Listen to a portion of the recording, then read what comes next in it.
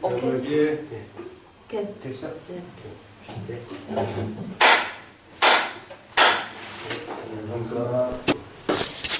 이번 시간에는 안락행품을 이제 하겠습니다. 안락행품은 네 가지 안락행을 이야기하고 있는데, 신구이 삼업의 안락행하고, 그 다음에 보살의 서원, 원력과 서원의 안락행, 이 네 가지의 이제 안락행을 법화경에서는 사안락행으로 이제 이야기하고 있거든요.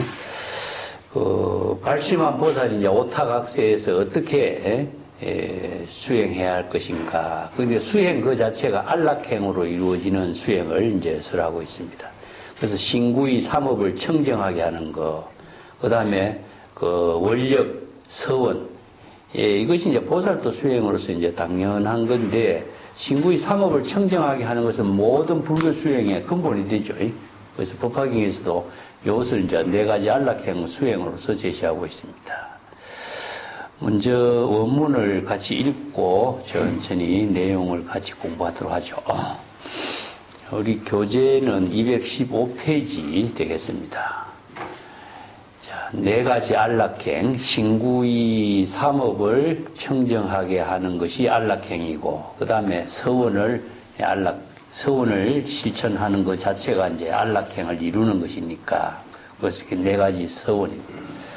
이시에 문수사리 법왕자 보살마하살 백불언하니 세존이시여, 시제 보살은 심히 나뉘라 경순불고로 발대서원하고 어후 악세에 호지 독설시 법화경하니 세존이시여, 보살마하살이 어후 악세에 운하 능설시경이 있고 불고문수사리 하되 약 보살마하살이 어후 악세에 욕설시경이면 당 안주사법하라.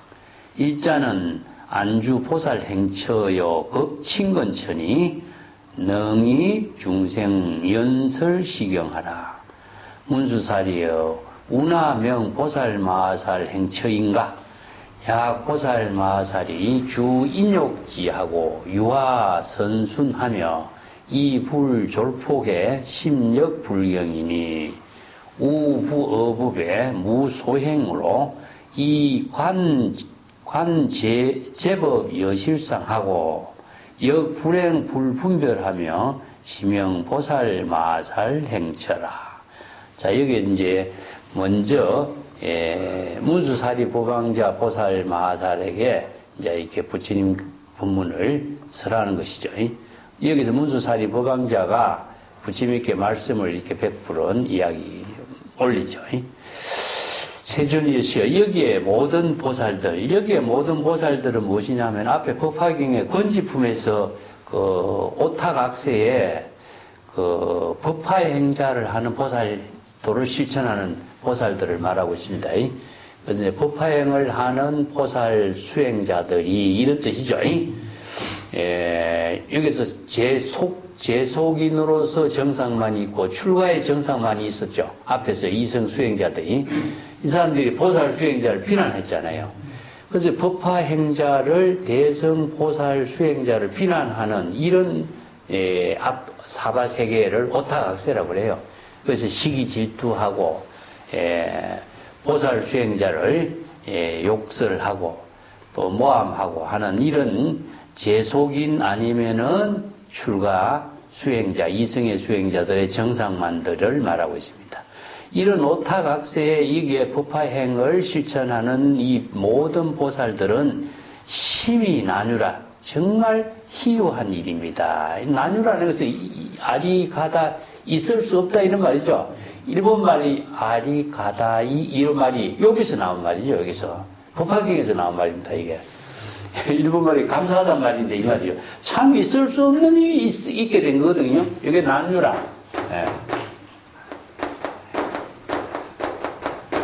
나뉘. 이건 희유예요. 희유. 있을 수 없는 일이 일어난 거예요. 사실은 그죠? 이게 두 사람의 만남의 인연이 참 귀중한 인연이 있을 수 없는 일이 일어난 거라. 그 중에서도 서로 공덕을 나누고 지혜를 나누고 자비를 나눌 수 있는 그 인연이 이루어진 거거든요. 이것은 이제 아리가또 그죠. 아리가도 있을 수 없는 일이라. 이걸 이제 일본어로 난유를 아리가도 이렇게 표현했는데, 있을 수 없는 일이 있었습니까? 고맙습니다. 이런 이야기. 인사말이 이렇게 생긴 거예요. 우리가 보던 만남의 의미가 여기 있어요. 만남을 인연이라고 하는데, 만남 인연에 통해서 우리들의 삶의 의미라고 하는 것이 만들어지거든요. 그 의미라고 하는 것 자체는 만남의 인연을 통해서 이루어져. 우리가 내가 공부를 하는 것도 만남의 인연이고, 책을 만나고, 불법을 만나고, 사람을 만나고, 모든 게 만남의 인연을 통해서 내 자신이 향상의 인연이 이루어지잖아. 그러니까 있을 수 없는 일이 이루어지는 것이 너무나 귀중한 거거든. 그래서 불교에서는 이 인연법을 통해서 이런 귀중한 인연이 이루어졌다. 이렇게 말을 합니다. 이게 난유예요. 있을 수 없는 일이 이루어진 것입니다. 정말 희귀한 일입니다. 이런 뜻이죠. 그래서 이제 경순 부처님을 가르침을 공경하고 따르고 이렇게 대서원 큰 서원을 발언하고 그렇게 보살 수행자들이 오타각세에 호지 독설시 법학 이 법화경의 법문을 잘 읽고 수지하고 설법하고 호지하는 인연을 갖게 되었다. 이런 일은 지극히 있을 수 없는 일이 이루어진 것입니다. 이런 뜻이거든요. 이게 법화행자들이 이런 보살행을 하는 것을 이제 말하고 있습니다. 세존이죠. 보살마살이 어학세에 그렇게 이 법화행을 하는 보살도의 수행자들이 이후에 미래세에 오타각세에 이런 뜻이죠. 중생에 살고 있는 시기질투 오타각세에 어떻게 능히 이 법화경의 법문을 설해야 되겠습니까? 이어서 시경이라는 것은 법화의 법문인데 대성불교의 모든 가르침을 다 법화의 법문이에요. 철렴상경이라고 그랬죠. 그죠? 법화경이라는 경의 법문이 아니라 법화의 지혜를 이루는 법문이에요. 그래서 묘법화의 지혜를 이루는 이 법문을 어떻게 설해야 될 것입니까? 이게 대성의 일성의 불법을 이야기해요. 그래서 이제 일성묘법이라고 하는 말이 이 법화경의 법문이니까 우리가 이제 여기서 이걸 잘못 이해하면은 이 법화경이라는 책을 설법하는 걸로 이렇게 오해하면 안 됩니다. 이게 법은 불법의 모든 일성의 묘법의 법문을 통해서 해탈 열반의 깨달음의 경지를 이루는 법문을 설법하는 거거든요. 그래서 보살이 설법이나 제불열애가 설법하는 것은 이 법화경 한 것만을 설법하는 것 아니라 근데 그 대표적인 건 뭐냐? 법화경에서 일성묘법의 법문을 설하고 있다. 이런 의미입니다. 그래서 일성묘법이라. 그야, 어떻게 해야 될 것이냐. 그러니까 부처님이 문수사리에게 말하기를, 만약에 보살마살이, 자, 훌륭한 보살이, 이 법화경의 법문을 잘 수지 독송하고 설법을 하려면은, 말세의 미래의 오타각세 중생의 세계에서 이 법화경을 설법하고자 한다. 법화의 법문을 설법하고자 한다면은 당연히 안주사법하라. 이 네 가지 법에 안주해야 한다. 이 네 가지 법이 무엇이냐? 네 가지 안락행법이라. 그래서 이제 신구이 삼업의 법이죠. 여기서 이제 사법이라고 이야기했는데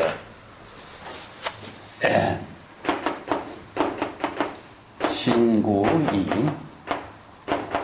서원이죠.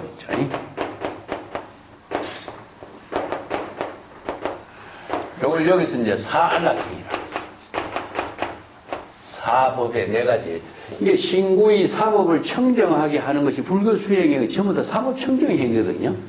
근데 이제 서원이라고 하는 것은 재불이 구도의 모든 힘을 이루는 것은 우리가 재불의 본원력이라고 그러죠. 그죠? 예. 본원이라. 그래서 모든 진여 자성은 본래 청정으로 되돌아가는 힘을 지니고 있어요. 그것이 뭐냐? 재불의 본원력을 이루도록 서원을 항상 잃어버리지 않도록 하는 거. 이게 이제 발심, 수행, 서원, 원력행, 여기 전부 다 서원에 다 들어가 있는 거죠. 그래서 신구의 삼업을 청정하게 하는 네 가지 법에 안주해야 한다. 여기에서 이제 법화경의 안락행법에서는 이 신구의 삼업과 서원의 네 가지 안락행 수행법을 이제 쭉 자세하게 설명하고 있습니다. 이어서 첫 번째 나오죠, 그죠? 첫 번째는 안주 보살행처와 친근처라. 그래서 보살이 수행해야 할 도리, 행처를 말합니다. 그 다음에 보살이 친근해야 할 도리. 이 처라고 하는 것은요, 그 장소를 이야기하는 것이 아니라 이 도리를 말해요. 그렇기 때문에 행처는 무엇이요? 심행처를 말해요. 진여일심으로 수행해야 하는 법, 이런 뜻이죠. 그래서 우리가 사념처법이라든가 심행처법이라든가 이런 것을 말합니다. 그래서 불교는 여기 행처라고 하는데 여기 마음 심자가 빠졌어요. 그죠? 근데 불교는 이것이 뭐냐? 유심이기 때문에 유심으로 실천하는 사상이잖아요. 그렇기 때문에 불교는 심행처라고 합니다. 그래서 진여일심으로 여법하게 수행해야 하는 도리, 어떤 수행을 해야 될 것이냐 하는 것을 이제 심행처법이라고 해요. 이걸 행처라고 이야기하고, 또 친근처라고 해요. 친근이라고 하는 말은 가깝다 이런 뜻이죠. 근데 어디에 가깝다 하면 대상이 돼버려, 이것을. 친근해야 하는 법, 도리를 말합니다. 그래서 친근은 뭐냐면 진여를 말해요. 진여 일심의 지혜와 하나가 되도록 하는 것, 진여 일심과 불의의 경지를 이루도록 하는 것, 그래서 진여 일심의 지혜를 이루도록 하는 것을 친근처라고 그래요. 그래서 친하고 이제 소를 표현하는데, 소는 무엇이냐면 중생심을 말하고, 친은 불의를 말합니다. 불의. 여기 이제 경전에서도 이렇게 표현하고 선에서도 이렇게. 친은 친근, 친이라고 하는 것은 친절이라든가 친근 이런 말은 전부 다 불의의 경지를 이루도록 해요. 무엇과? 진여일심의 지혜와 불의의 경지를 이루도록 하는 것이고, 그래서 이제 진여삼매가 되어야 되겠죠. 그죠? 그래서 이제 진여삼매의 수행을 제시하는 거예요. 진여삼매의 경지를 이루는 수행법을 해야 되고, 또 여기서 이제 친근처는 대상을 두지 않아야 되기 때문에 친근하지 말아야 할 것을 여기서 이제 여러 가지 이야기를, 사례를 드는데, 대상을 두고 있으면은 친근처가 이루어지지 않아요. 여기서 먼저 뭐 국왕이라든가 대신이라든가 여러 가지 외도라든가 이런 사람들을 등장시키는데, 나와 국왕, 대신, 외도는 대상이 되겠죠. 주객이 나누어지면은 뭡니까? 친근처와는 벌써 어긋나게 되겠죠. 그죠? 그래서 이제 친근처와 행처 두 가지를 갖고 설법을 하고 있는데, 친근처는 심행처입니다. 심행처. 그래서 여기에 외도들을 왜 친근하지 마라 하냐면은, 외도들은 불교는 유심이고 외도들은 유물론자들이거든요. 그래서 유물론자하고 유심의 불교의 사상하고는 이거 완전히 다른 대상이 되겠죠. 그래서 이제 친근처, 심행처를 이야기하고 있습니다. 그 불교에서 유심의 사상은 일체 유심조라고 이야기하는 것처럼, 그 중생심을 불심으로 전환하게 하는 모든 수행에서부터 재불의 경지를 이루고 진여삼매를 이루기 때문에, 바로 유심의 도리가 없으면은요, 반야의 지혜를 이룰 수가 없어요. 그렇기 때문에 대상을 두고 있다든가 물질을 두고 있다든가 어떤 깨달음의 세계를 어디에 다른 곳에서 추구한다 하면 이거는 절대 불법의 수행이 될 수가 없어요. 외도 법문이 돼버려요. 그래서 이 수행이 행처와 친근처를 정확하게 알아야 정법의 불교를 이루고 마음의 안락의 해탈열반의 경지를 이루는 법문을 설하는 겁니다. 자, 여기서 안주 보살행처에서 하고 친근처하고, 안주라고 하는 것은 진여일심의 지혜로서 편안한 삶을 이룬다. 안주한다는 것은 편안한 삶을 이룬다는 뜻입니다. 주라고 하는 것은 여시주라는 말과 같아요. 그래서 머무른다든가 이런 표현이 아니라 지혜로운 삶을 본분사로 이루는 것, 본분사의 지혜로운 삶을 사는 것, 이게 ING 상태를 말하는 것입니다.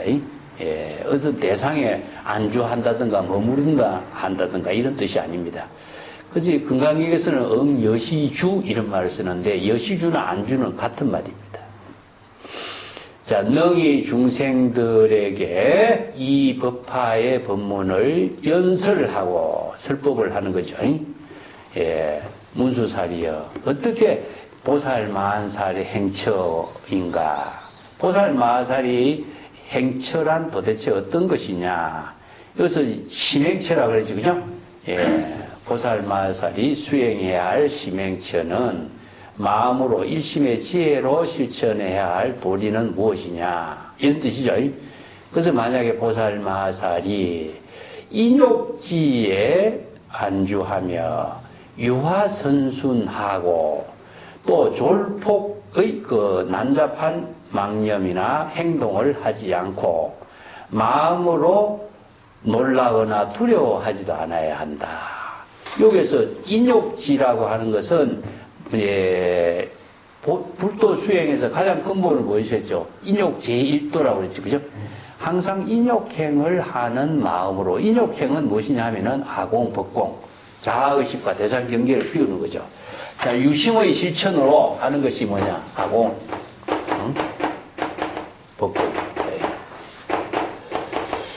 그래서 아공, 법공을 통해서 인욕행을 하는 것이 인욕바람일이거든요. 그래서 인욕의 경지에서 자신의 본분사를 이루도록 하는 것. 그래서 인욕행을 하지 않고서는 유화선순이 불가능하죠. 그래서 유화선순은 진여일심으로 일체 만법과 화합된 경지에서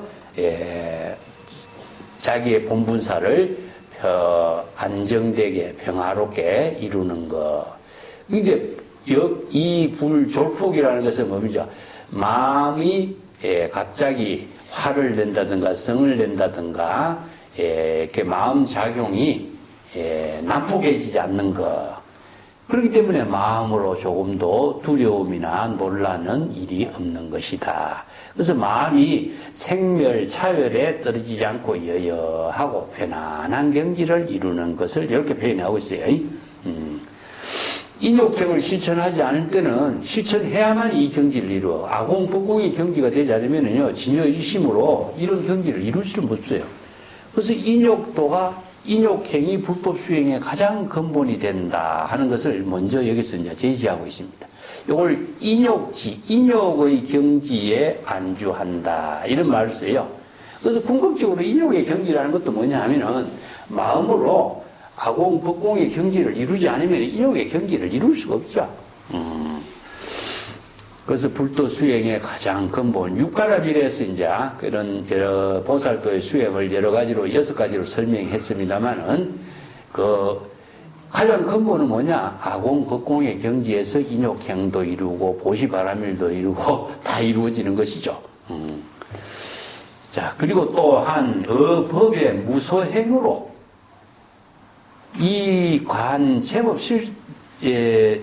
제법 여실상을 관찰하고 또 행해야 될 건가 분별하지 말아야 될 것 마음으로 여러 가지 생멸심을 일으키고 분별심을 일으키지 않아야 될 것 이런 것을 잘 관찰하는 지혜의 능력을 갖출 때 이것이 바로 보살이 행처다. 신행처입니다. 이 보살이 일심으로 불도를 수행해야 하는 도리인 것이다.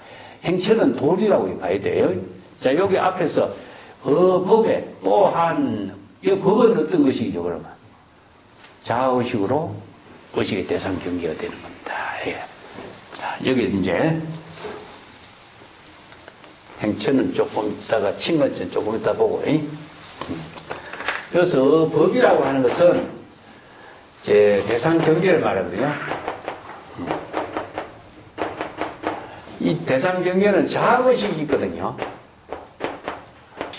자의식으로 의식의 대상 경계가 만들어. 이 법은 뭐 일체법이 되기도 하고 제법이 되고도 이 법은 모든 대상 경계가 어떤 것이냐면은 어떤 눈에 보이는 대상 경계의 사물이기도 하고, 어떤 존재이기도 하고.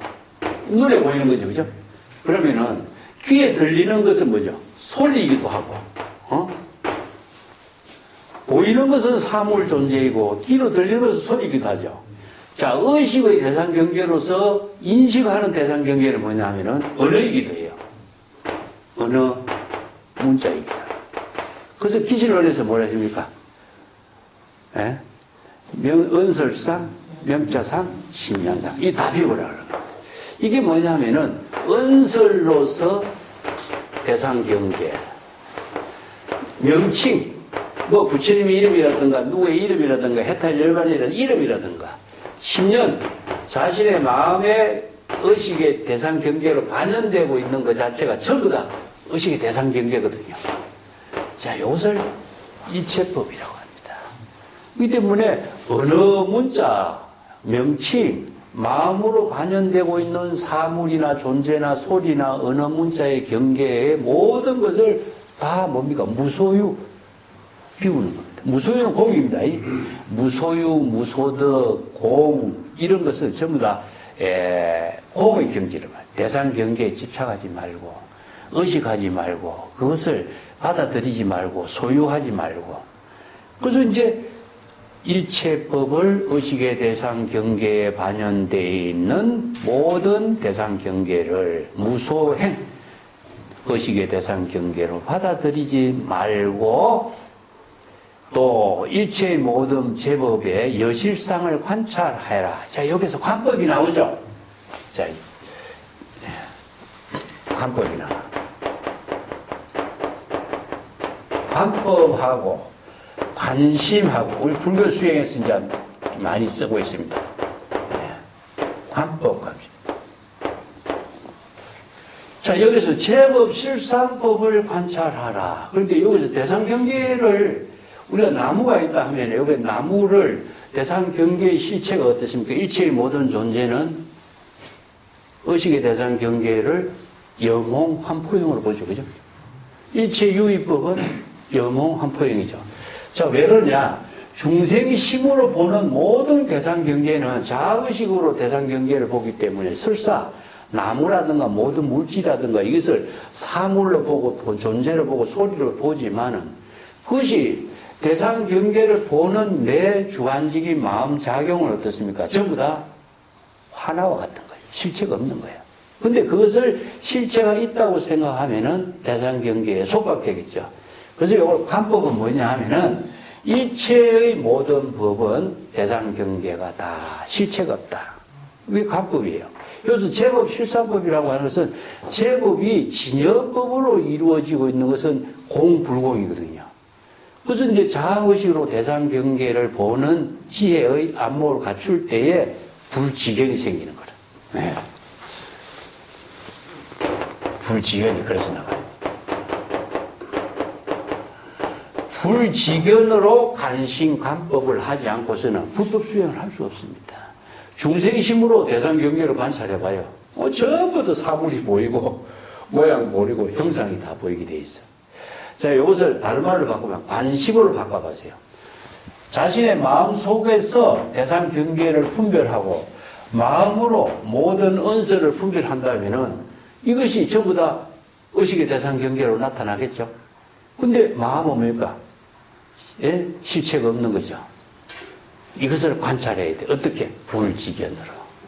그래서 이제 관심이나 관법이라고 하는 것은 불교의 유심의 사상에 의해서 불교에서 일체의 모든 대상 경계나 중생심으로나 관찰하는 대상의 실체가 없는 것을 공으로 비울 때에 진여 본심의 지혜가 이루어지는 거야.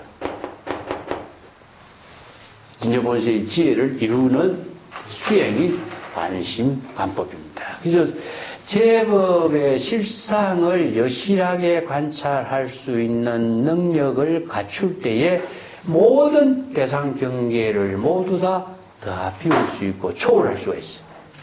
그렇지 않고서는 보이는 대상 경계, 사물, 모양, 형색, 소리에 걸려가지고 중생은 어떻습니까? 분별하고 집착하고 착각하고 망념을 일으키기 때문에 진여일심의 지혜를 이룰 수가 없어요. 그러면 심행처가 진여일심의 지혜를 이룰 수가 없는 거죠.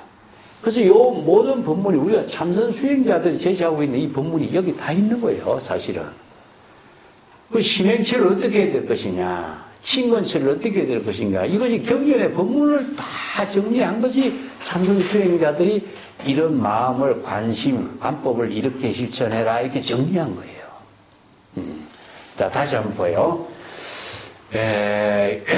마음으로서 대상 경계에 대해서 모든 대상 경계를 무소행 받아들이지 않고 진여 일심의 지혜로 실천할 수 있는 능력을 갖춰야 된다. 그리고 관법, 일체의 모든 제법 실상을 여실하게 진여 일심의 지혜로 관찰할 수 있는 능력을 갖게 됐을 때에 진실상을 관찰함으로 해서 자의식으로 중생심으로 사량 분별하지도 말고 대상 경계도 분별하지 않는 것. 불행, 불분별, 대상 경계를 분별하지도 않는 것이다. 이게 뭐냐? 심행처면이라 그래. 경선에서는 이 중생심으로 일체의 모든 대상 경계의 분별심을 다 소멸시킨다 그러는 거예요. 자, 어느 도단, 심행처멸 이런 말 쓰죠. 그래서 마음으로 대상 경계가 있다고 생각한다면은 이게 의식의 대상 경계에 속박되기 때문에 망념을 벗어날 수가 없어요. 그래서 이제 관심 관법이라고 하는 말을 우리가 보통 일반적으로 쓰네. 달마의 관심법, 뭐 관법 이런 말 많이 쓰죠. 근데 구체적으로 어떻게 해야 되는가 잘 모르는 경우가 많아. 자, 전부 다 자기 생각대로 관심하고 관법 한다면은 불법 수행이 될 수 없어요. 불지견이 있어야 돼요. 그래서 선에서 이걸 뭐라죠? 정법 안장이라죠. 정법에 한목이 있어야 관심 관법을 할 수가 있어. 그러면 일체의 모든 의식의 대상 경계는 일체 유의법이 여몽한포행이라는 사실을 우리는 관법으로 실천하고 대상 경계를 모두 다 비울 수가 있는 거죠. 마음 작용이 모두 다 망념으로 이루어지고 하나로 이루어지고 자의식으로 이루어진다는 사실을 잘 관찰함으로 해서 자신이 마음의 모든 대상 경계를 다 비울 수 있어요. 그래서 심려허공, 마음을 허공처럼 텅 비우라는 겁니다. 그러면 진여 본심으로 바로 일체의 심행처를 이룰 수가 있는 거예요. 근데 대상 경계가 있으면 절대 심행처를 이룰 수 없어요. 그래서 심행처를 이루게 하는 법이 관법, 관심, 이 두 마디로 씁니다. 뭐 금강경에서 우리 뭐 일체유의법이 여망왕풍이라 수없이 이야기하지만은 구체적으로 뭐 그런가 보다 이렇게 이야기했죠. 자신이 자신의 마음에서 대상 경계를 분별하는 망념을 다 비울 때에 진여 본심을 회복하는 것. 자, 불행 불분별이라고 하는 것은요, 자의식의 중생심으로 여러 가지 대상 경계를 실천하지 않는 거고, 또 대상 경계를 분별하지 않는 것. 자, 이렇게 해야만이 보살이 마음으로 일심에 여법한 수행을 이루는 것이다. 심행처가 된다 이겁니다. 그 유심의 실천으로 이루어지는 겁니다. 그래서 불교를 전부 다 그 유심의 실천으로 이루어지는 법문을 공의 법문으로 실천하는 것이지, 마음의 변화를, 망심을 비운다라고 하는 것은 마음을 바꾼다는 뜻입니다. 심행처를 우리가 한번 정리해 봅시다. 그 화엄경에서 일체 유심조라는 말을 많이 쓰죠.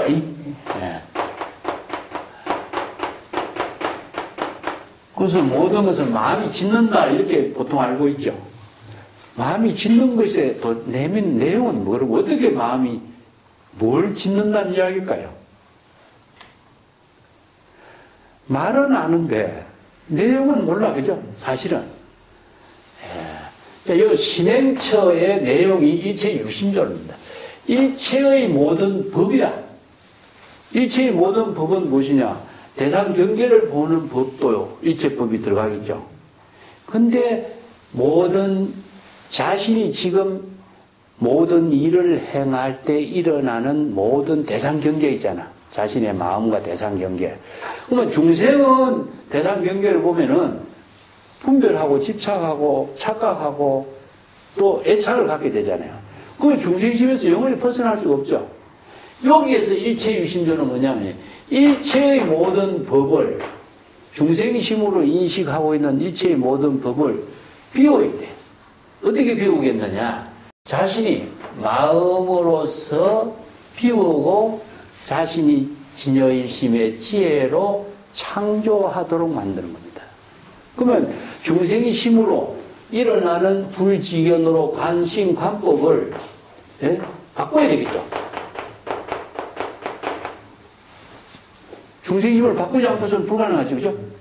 그럼 바꿀 수 있는 힘이 무엇이냐 하면, 내가 대상 경계를 집착하고 있다는 중생심으로 망념이 일어났다는 사실을 불지견으로 정법으로 관찰할 수 있는 안목이 있어야 되지. 의사가 환자의 병을 진찰할 수 있는 능력이 있어야 되겠죠. 그러면은 중생심을 내가 망념을 바꿔야 되겠다. 비워야 되겠다. 이걸 이제 바꾸다는 말을 공이란 말, 비운다는 말을 하는데, 비운다라고 하는 말의 내용은 무엇이냐 하면요, 우리가 잘 생각해요. 비우려고 한 다음에 비워지겠어요? 비워지겠어요? 망념을 비우라. 흑원과 같이 하라. 이런 말은 글자대로 하면은 그렇게 되는데, 비워질 수 있겠느냐? 절대 비워지지 않아요. 비워지지 않습니다. 오히려 비우려고 하는 생각에 또 다른 망념이 또 연결돼 버려. 비운다라고 하는 말은 바꾸다는 뜻입니다. 어떻게 바꿔야 되겠어요? 중생심을 진여 본심으로 되돌아가게 하고 바꾸는 거예요. 이것을 유심이라고 그래요. 그래서 일체의 모든 법을 중생심을 불심으로 바꾸어서 자신의 삶을 창조하라. 저는 자신의 중생심의 마음을 바꾸어서 진여 일심의 지혜로 창조하도록 하라. 이게 일체의 유심조예요. 그게 아시겠죠? 그러면은 중생심을 비우는 것이 아니라 중생심을 진여 일심으로 바꾸는 것이 비우는 겁니다. 그래서 불교 수행에서 내가 자주 이야기했죠. 비라는 말 쓰죠. 비. 귀명 본래로 되돌아가다 그랬죠. 자, 이 법문과 똑같습니다.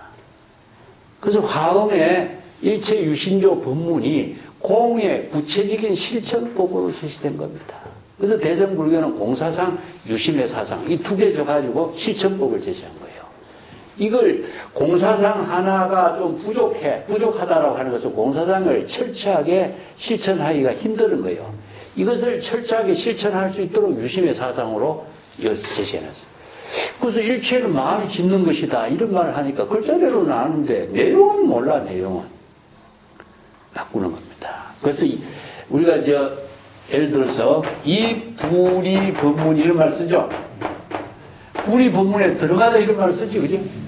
불이 법문에 들어가면은 불이 법문이 대상 경계에 또 떨어지잖아, 그죠? 이 입이라고 하는 말도 바꾸다는 뜻입니다. 어떻게 바꾸느냐? 지금까지는 중생의 세계에 우리가 살았는데 불이 법문은 뭡니까? 부처의 세계잖아. 내가 부처의 세계에 들어가니까 내 삶이 바뀌는 거예요. 바뀌는 거. 이번 바꾸다는 뜻입니다. 불이 법문으로서 모든 지혜를 바꾸는 거예요. 바꾸는 거. 그 바꾸게 하는 힘을 불교 실천에서는 유심으로, 공으로, 귀로, 입문이라고 말 쓰죠. 입문. 전부 다 이 말씀입니다. 그래서 수능경에 임유망소라고 써요. 임유망소.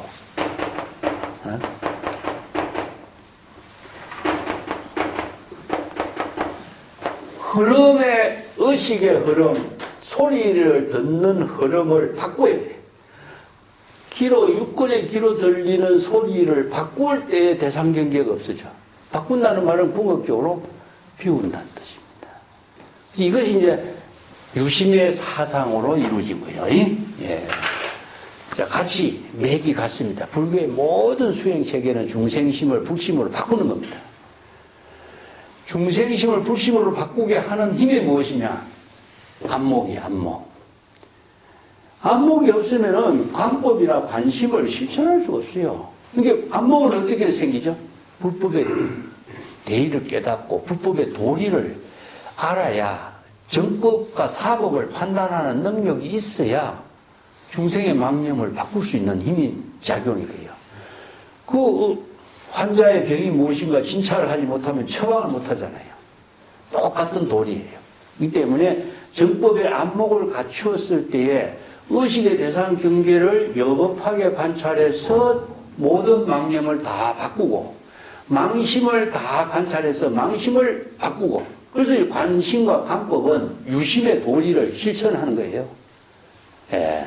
이 법문과 여기 관 제법 여실상, 제법의 여실한 여법한 진실상을 잘 관찰해서 어떻게 관찰해요? 정법의 안목이 있어야 관찰됩니다. 여기에는 생략됐지만은 바로 보살도를 실천하는 자는 관심관법을 할 수 있는 정법의 안목이 있는 겁니다. 안목이 없는 사람은 보살도를 실천할 수가 없어요. 자신이 바로 망념인지 사도인지 외도인지 판단하는 능력이 없는데 어떻게 정법을 실천할 수 있겠어요? 여기 관, 제법, 여실상을 관찰하고 관심관법을 할 수 있는 능력을 갖출 때에 자신이 중생심으로 실천해야 될 것, 실천하지 말아야 될 것 판단이 나와. 그러니까 이것이 바로 보살의 심행치라. 이게 중생심으로 작용하는 모든 것은 비우고 진여일심의 지혜로 여실하게 판단, 실천할 수 있는 그 행처를 구체적으로 실천할 수 있는 이런 능력을 갖추는 것이다. 이런 뜻입니다. 자, 여기 한단이 굉장히 중요하기 때문에 내가 여러 가지 설명을 다시 하지만은, 자, 공의 실천은 비운다고 했을 때 비우지 않는다. 중생심의 마음을 불심으로 전환시키는 것이다. 전환시키는 것은 바로 안목이 있어야 된다. 예, 초발심으로 우리가 정각을 이룬다지만 초발심을 이루는 것 자체는 그 이전에는 불지견이 있어야 돼요. 중생의 망념을 자각하지 않고서는 초발심이 이루어지지 않아. 우리가 뭐 발보리심 하라지만은 그냥 안목이 없는 사람이 어떻게 발보리심이 돼요? 이게 정법이냐 사법인지도 모르는데, 그 이전에는 이런 불지견이 생략되어 있는 언어예요. 그래서 일체유심조, 일체유심조 정확하게 일체의 모든 법을 자신이 진여일심의 지혜로 창조할 수 있는 능력을 실천하라는 뜻입니다. 그러면 진여일심의 지혜로 창조하려면 어떻게 해야 되겠어요? 지견이 있어야 됩니다. 예. 똑같은 법문을 이제 여러 가지 대성경전에서 다 함께 설하고 있습니다. 그래서 중국 선생들은 관심, 관법 이 두 마디로 정리한 거예요. 자, 그 뒷장으로 넘어갈까요?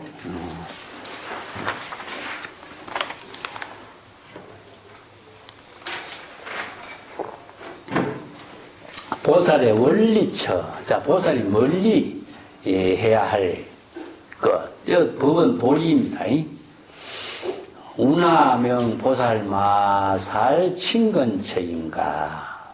보살마살이 불친근 구강왕자하고 대신 관장하고 불친근 제외도하고 범지 니근자 등하고 급, 조, 세송, 문필, 찬영, 외서, 급, 노가야타하고 영, 노가야타자, 역, 불, 친근, 제유, 흉희, 상박, 상차, 상박하고 또 급, 나라 등 종종 변형지하며 우, 불, 친근, 전달아, 급, 축, 도양, 구개가, 예. 전역, 어포, 제약, 유리하고, 여시인 등, 혹시래자면은 저기 설법에 무소 희망하라. 야, 이제 멀리 친근하지 말아야 할 그 사람들, 인연들, 이렇게 설명하고 있어요. 그럼 어떤 것이 보살, 마살이 친근처인가? 친근처라는 것은 가까이 한다 이런 뜻인데, 가까이 한다라고 하는 것은요, 대상을 두지 않는다 이런 뜻입니다. 아까도 이야기했지만 친근은 불의의 경계라고 그랬죠, 그죠? 예. 진여일심의 지혜를 이루도록 하는 그 수행을 친근처라고 그래요.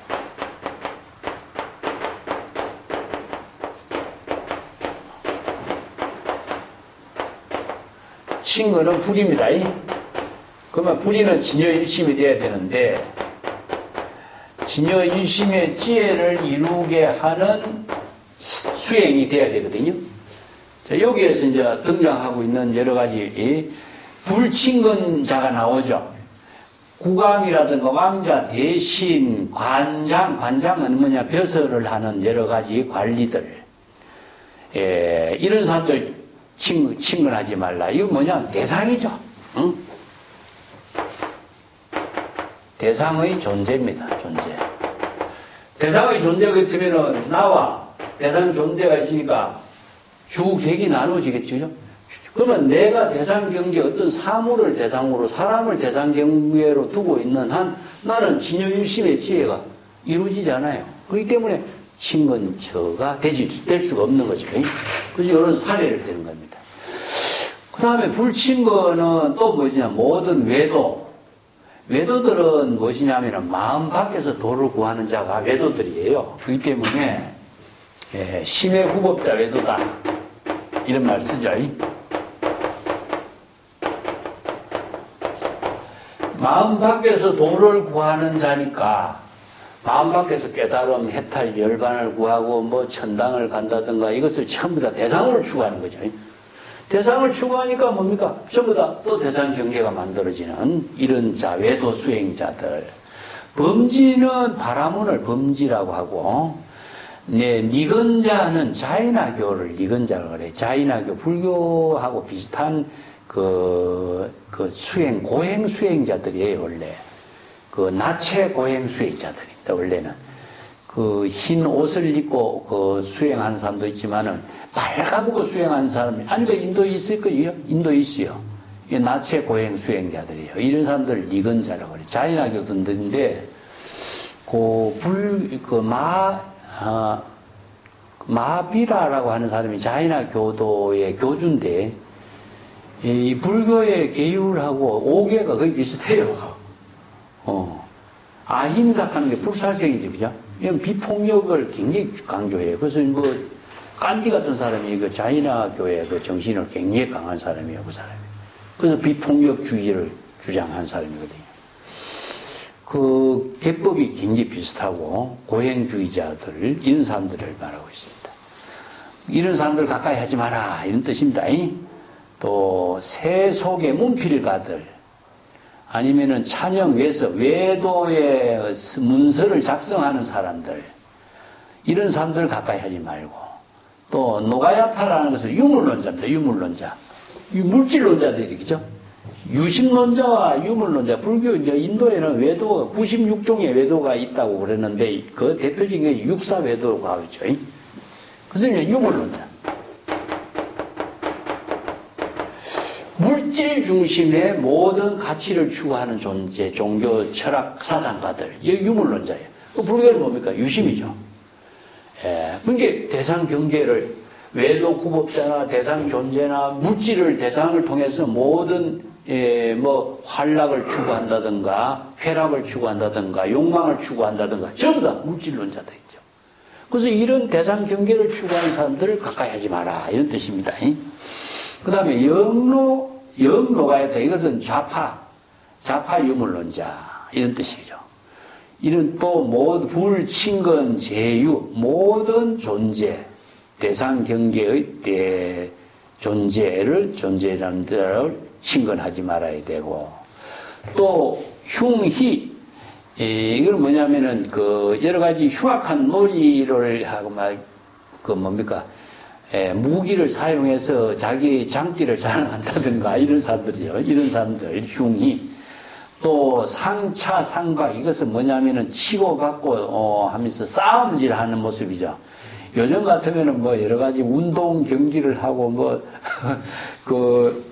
레슬링을 한다든가 씨름을 한다든가 이런 치고받고 하는 것으로서 이게 자랑하는 이런 힘 자랑하는 사람들 이런 사람들을 말해요.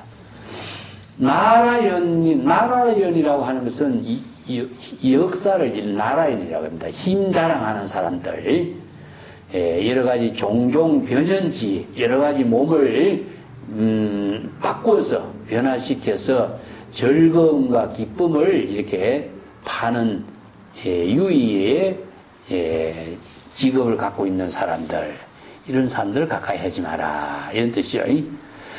또 불친근에 전달하는 토살자를 전달하라 그럽니다. 살생 토살자들도 가까이 하지 말고, 또 저양구, 저는 돼지고 양, 그 다음에 닭이라 개라든가 이런 축생을 잡는 이런 전달아들을 가까이 하지 말라. 그 다음에 전역어포, 이것은 이제 사냥을 한다든가 또 물고기를 이렇게 포획해서 잡는다든가 이런 사람들도 가까이 하지 말고, 모든 나쁜 유리, 이렇게 계법과 입에 대는 모든 나쁜 율행의 이의를 실행하는 사람들, 이런 사람들도 가까이 하지 마라. 이런 사람들이 만약에 찾아오거나 그들에게 설법을 하지만은 그들에게 무엇을 바라는 것이 있어서는 안 된다. 무소 희망이라는 것은 그들에게 대가를 바라거나 이렇게 해서 설법하는 일이 있어서는 안 된다. 이 당시에 여러 가지 직업인들을 등장시켜갖고 유물론자적인 대상 경계나 이런 물질을 추구하는 사람들을 가까이 하지 말라고 이제 이렇게 경계. 이거는 일종의 뭡니까? 계법과 비슷하죠, 그죠? 사실 불교의 계법은요, 이 경전의 법문하고 계법하고는 이제 거의 비슷한 점이 많아요. 계법이 또 이렇게 이런 법문으로 쭉 이루어졌어요. 그 밑에 뭐 간단한 줄을 달아놨으니까 그거 참고하시면 되고, 자, 217쪽에 갑시다. 또 우불친근, 연결해서 친근하여야 되지 말아야 할 사람은 등장하고 있습니다. 우불친근의 구, 성문, 비구, 비구니, 우바세, 우바이, 역불문신하라. 약의 방중에 약 경행처에 약 제강당 중에 불공주지하라. 유시래자면은, 혹시 내자면은 수의설법에 무소희구하라. 또 성문 비구, 성문성으로서 이성의 수행자죠. 비구니, 우바세, 우바이. 이런 사람들도 친근하지 말고 그들과는 서로서로 문안을 하고, 문신이라는 것은 문안을 하고 인사하고 하는, 가까이 지내지 말라 이런 의미입니다. 그 다음에 방 가운데에서 있거나 뭐 독방이죠.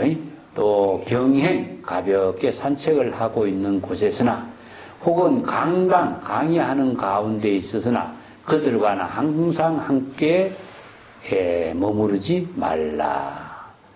혹시 이러한 성문 비구, 비구니, 우바세, 우바이가 찾아온다면은 그들에게 수의설법, 근기에 맞춰서 설법을 하지만은 그들에게 뭐 희구하고 요구하는 법이 없어야 한다. 이런 이제 불친근처를 이렇게 이성의 수행자들까지 연결시켰습니다.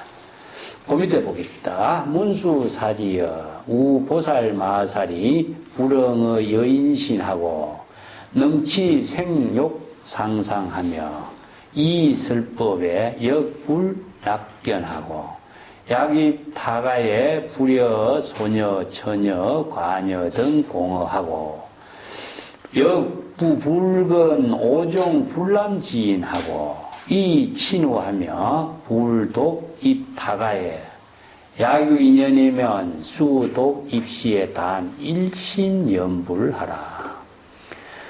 약이 여인설법에 불로 취소하고 불연 흉억하고 내지 이 법에 유불친우하라. 항부 여사인가 불락축 소년 축 연소 제자하고 삼위소하며 여불락여 동사하라. 문수사리여 또 친근하여 보살 마살은 반드시 여인의 몸에 보고 여인의 몸과 할 적에 항상 음상, 요금상을 일으키지는 일이 없도록 하라. 나쁜 생각을 일으키는 일이지 마라. 그러면서 설법하면 항상 여인상의 좋은 모습, 낙견이라고 하는데 좋은 생각을 보려고 하지 말라. 만약에 다른 집에 들어가려면은 소녀와 처녀와 가부 등과 더불어서 이야기하지 말라. 또한 오종 불남지인과 친근하지 말라. 오종 불남지인이라는 것은요, 5종류의 이거 계법에 나오는데 밑에 십송열에 적어놨습니다만은 원래 조금 남성으로서 불구자적인 그 사람들을 오종 불건지남이라 그래요. 원래 이거 계법에서는 이 사람들이 출가를 맨 처음에 허용을 안 했어요. 그래서 오종 불남지인과 더불어서 친근하지 말라. 가까이 지나지 말고 또 홀로 다른 사람의 집에 마을에 집에 들어갈 때에 혹시 인연이 있어갖고 홀로 들어가게 될 때에는 일심으로 염불하도록 하라. 남과 더불어 갈 수 있는 인연 홀로 가게 될 적에는 일심으로 염불 즉 부처의 지혜를 자각하도록 하고 다른 생각, 망념이 일어나지 않도록 하라. 이런 뜻입니다. 염불이라고 하는 말은요, 망념이 일어나지 않도록 하는 하나의 수행법이에요. 그래서 염불수행이란 말이 있죠. 그죠? 이게 우리가 염불수행이라고 하는 말이 여기서 이제 다 유래된 거예요.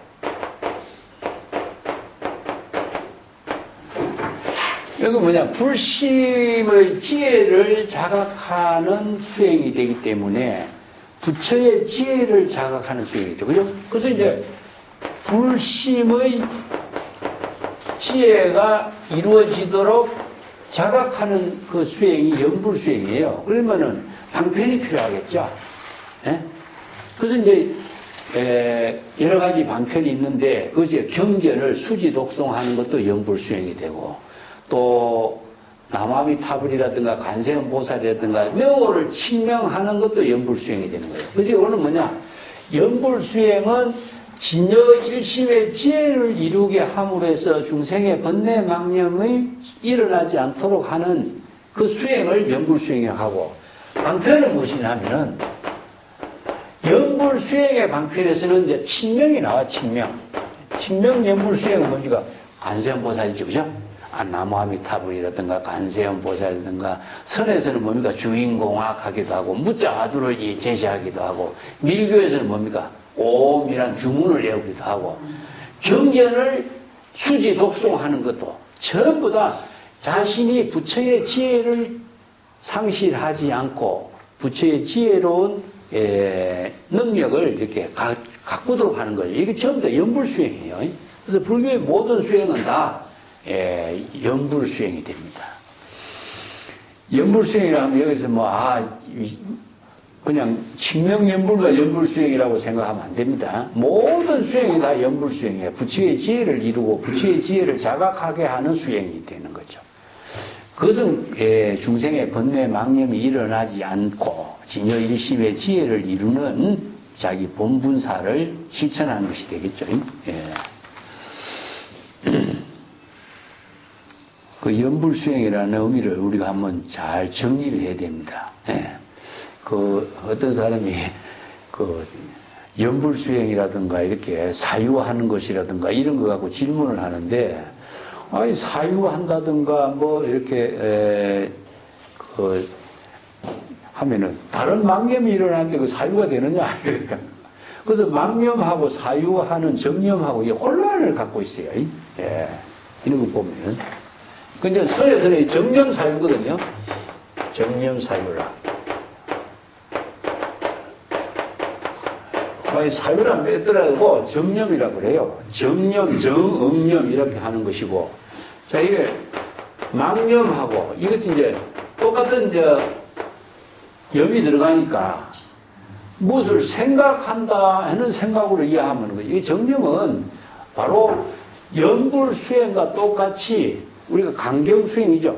경전의 법문이라든가 화두를 참고한다든가 이렇게 해서 쭉 해서 일행삼매로서 이루어지는 거예요. 일행삼매. 그래서 이제 과제가 있어야 되겠죠. 그죠? 참선하려고 과제가 있어요. 어려운 것을 사유해야 되지 쉬운 것은 사유가 안 됩니다.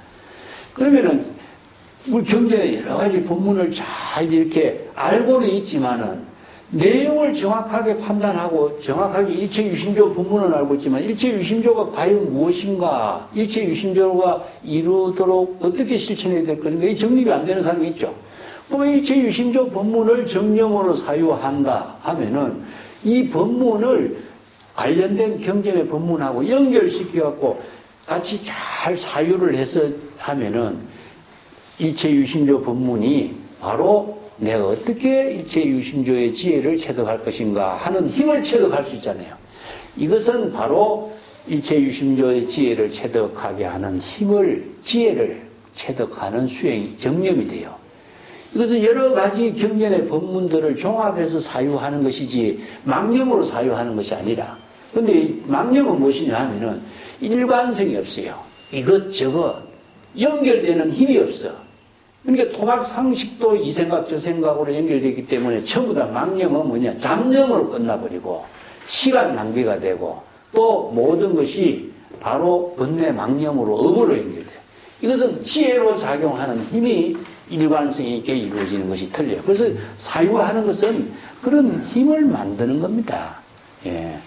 그래서 어디 가서라도 항상 우리는 의식은 항상 작용하고 있는데 의식의 작용을 중생심으로 망념으로 소비시키지 말고 정념으로 사유하는 힘을 갖게 할 때에 바로 지혜를 이루게 하고 일체유심조 자신의 지혜로운 삶을 창조할 수 있는 거죠. 그래서 연불수행도 같이 잘 이제 수행하는 법을 일심연불은 진여삼매 일심으로 잘 사유해서 부처의 지혜를 자각하게 하는 힘을 갖도록 하라, 이런 뜻입니다. 만약에 여인에게 설법을 하게 된다면은 치아라든가 치아를 드러내고 웃고 하는 그런 일을 해서는 안 되고, 불륜 흉업 가슴을 드러내고 그런 또 행동을 해서도 안 되고, 또 설법을 할 때에는 너무 친후 가까이 이렇게 여인과 가까이 해서 친근해도 설법해도 안 되고, 또 다른 일에 대해서 여러 가지 생각한다는 것은 더 말할 것이 있겠는가, 삿된 여러 가지 생각과 행동을 하지 말라, 이런 뜻이죠. 또 어린 제자 삼이 어린아이를 양육하는 것도 좋아하지 말고 어린애를 키우고 하는 것도 좋아하지 말고, 이런 뜻이죠. 또 그 어린애들과 삼이나 어린애들과 같이 함께 한 스승을 모시는 그런 일도 즐거워하지 말아야 한다. 자, 이게 수행을 중심으로 해서 이런 법문을 했기 때문에 다른 여러 가지 인정에 끄달린다든가 또 잡사에 만들어지는 이런 일을 하지 말도록 이렇게 이제 경책하고 있는 법문이죠.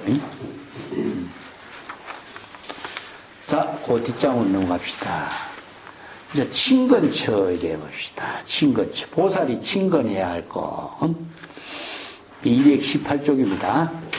상호 자선 제어 한처하고 수석기심하라. 문수사여 심영초 친근처라. 부차 보살 마살이 관 일체 법공 여실상하고 부전도 부동 불태 부전 여허공하여 무소유성하니 일체 어은 도단에 불생불출 불기하고 무명무상 실무소유니 무량무변에 무예무장하니 단이 인연으로 유하고 종전도의 생고로설 하니 상락관 여시법상하며 시명보살마살 제2친근처라. 자, 여기에서 이제 수행, 보살이 친근해서 수행을 어떻게 해야 될 것인가. 여기 호자선, 자선 수행을 항상 이제 좋아하며, 이 호라고 하는 것은요, 이제 막 이렇게 감정적으로 좋아하는 것이 아니라 바로 낙도의 경지를 이루도록 하는 것을 말해요. 지호락이라고 하는, 중국에서 노래에서도 이런 말 쓰죠. 아는 거하고 좋아하는 거하고 낙의 경지를 이루는 거하고 이 세 가지를 하죠. 그죠?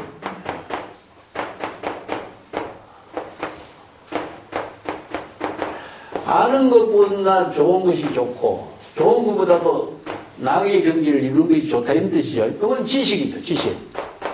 우리가 모든 학문을 지식으로 이렇게 지식을 탐구하는 것을 좋아하는 거, 이것 상당히 훌륭한 일인데, 그거보다도 학문에 그게 빠지는 겁니다, 빠지는 거. 몰입하는 거.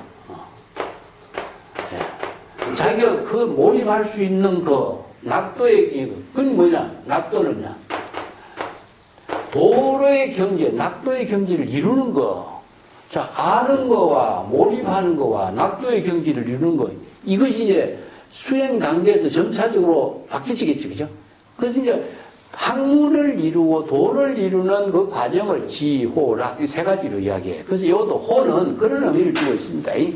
이게 불법 수행에, 자선 수행에 몰입하는 겁니다. 몰입. 예. 그래서 항상 자선 수행에 몰입하고 관심, 관법, 앞에 이야기했던 관심, 관법과 같은 뜻입니다. 자, 이렇게 하려면 어떻게 돼요? 조용하고 한가한 장소, 공간에서. 이게 한가한 공간이 무엇이냐면 자선 수행에서 기본적으로 시끄럽지 않는 곳이죠.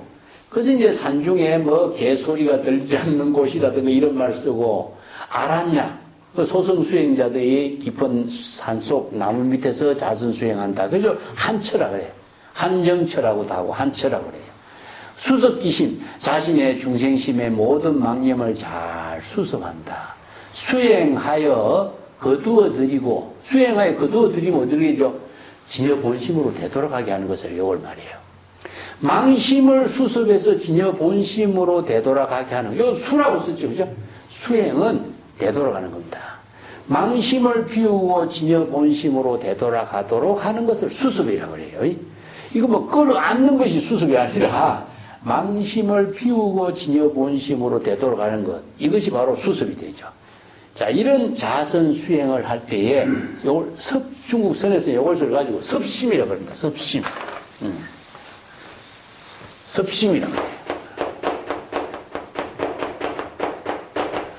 섭심, 기심하며 이렇게 그 중생심의 모든 망심을 전부 다 받아들인다. 이것을 수습하는 것은 뭐냐? 진여 본심으로 바꾸는 겁니다.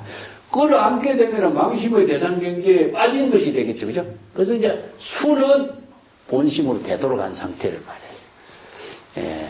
아까도 유심의 실천에 이 뒷받침되어 있어요. 그 소성의 선정하고 대성의 선정의 그럼 차이는 뭡니까? 소성의 선정은 조용하게 망심을 다 뭡니까? 안정시키는 거. 이런 의미죠. 그죠?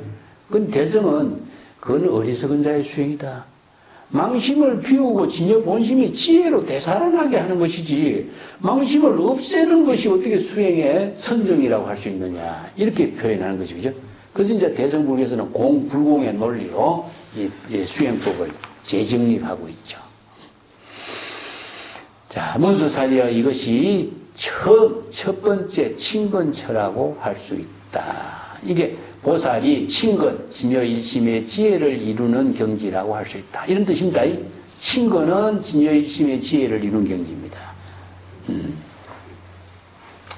다음에 보살마살이 일체법이 공하고 여시 공하며 여실상이라는 사실을 관찰해야 한다. 자, 여실상이 뭐냐? 전도되지 않고 또 번뇌망령으로 움직이지도 않고 생사윤회로 타락하지도 않고 또 전락되지도 않고 마치 마음이 텅 비어 허공과 같고 그런 경지를 잘 관찰할 수 있도록 해라. 이게 어디서 관법, 관심 아까 했죠? 마음은 일체의 모든 마음의 작용은 중생심으로 망념으로 이루어진 것이고 대상 경계를 분별하면서 생기는 것이니까 진여 본심은 어떻습니까?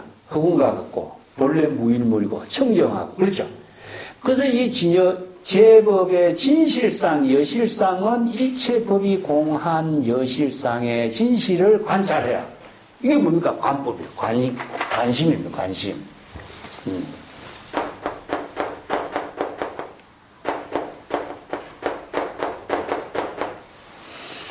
그래서 관심은 마음이 일체 공의 경지를 잘 관찰해요. 마음이 망념으로 일어난 것을 관찰하면은 바로 망념은 실체가 없다는 사실을 알고 관찰하게 되겠죠. 그래서 관심의 내용은 내용이 뭡니까?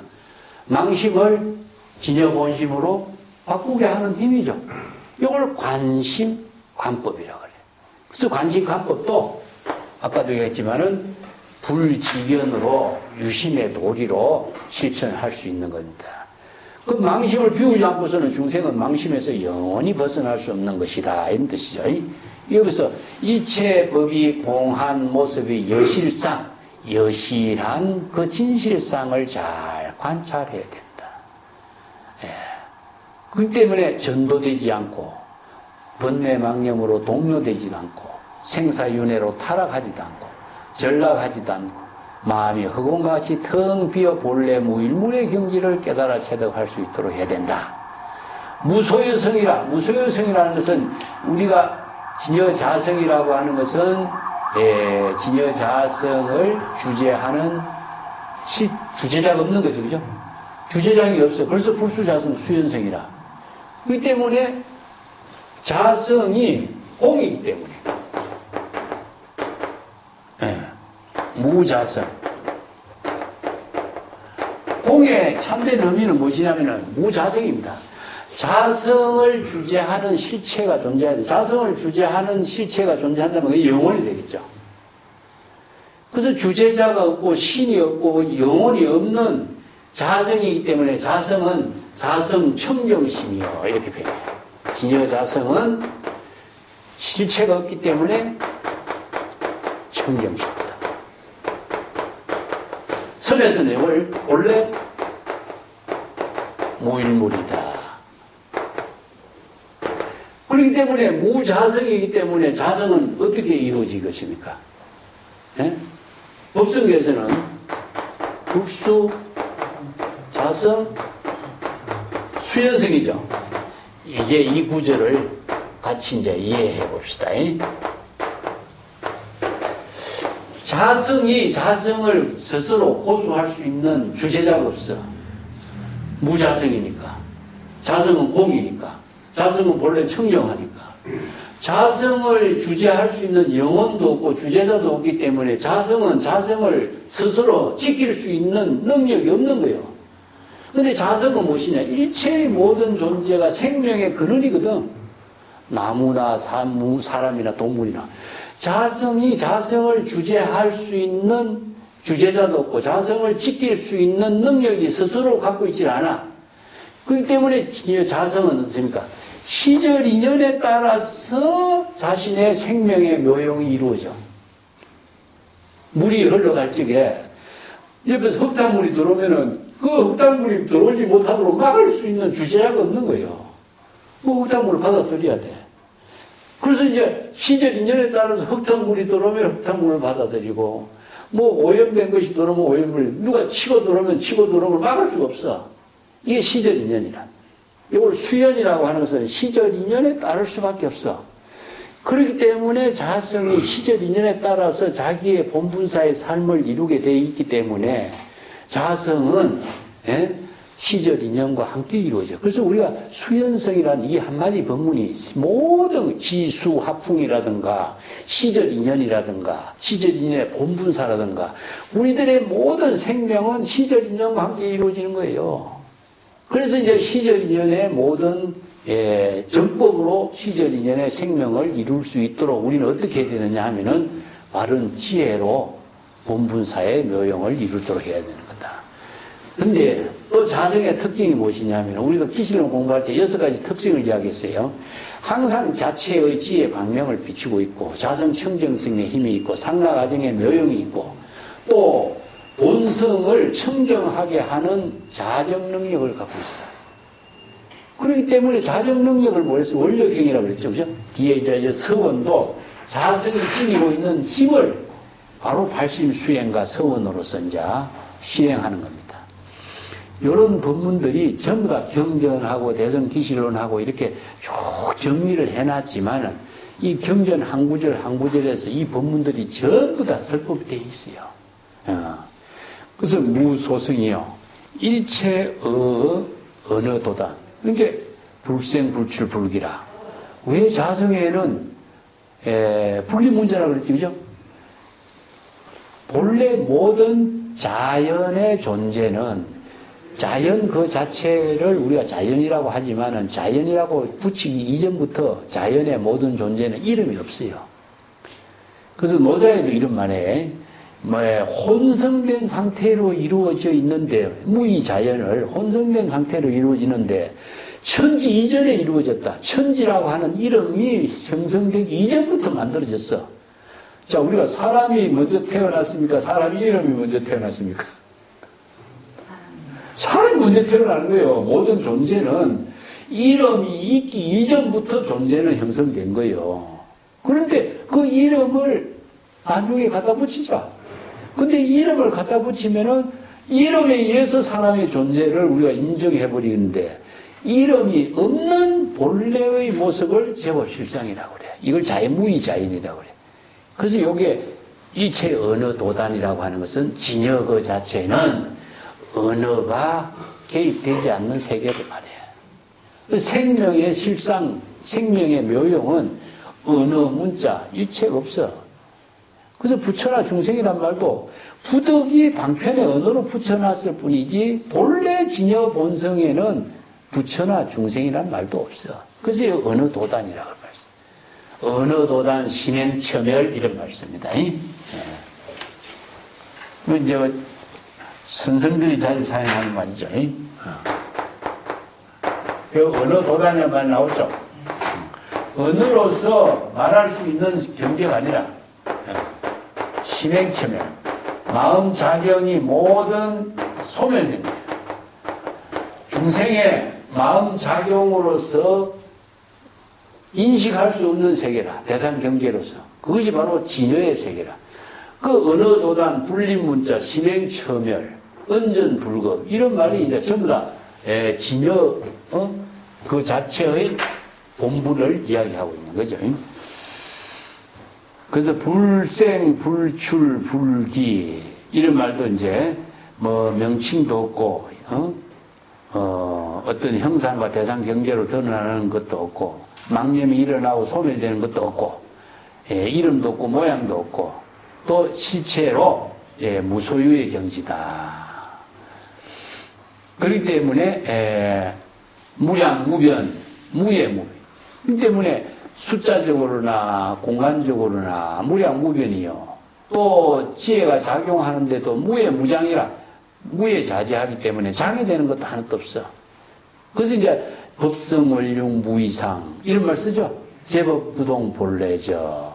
그 법성계가 이 법문을 쓰라고 합니다. 법성 우리 진여 자성이 지혜로 이루어진 세계를 법성계가 엎었어요.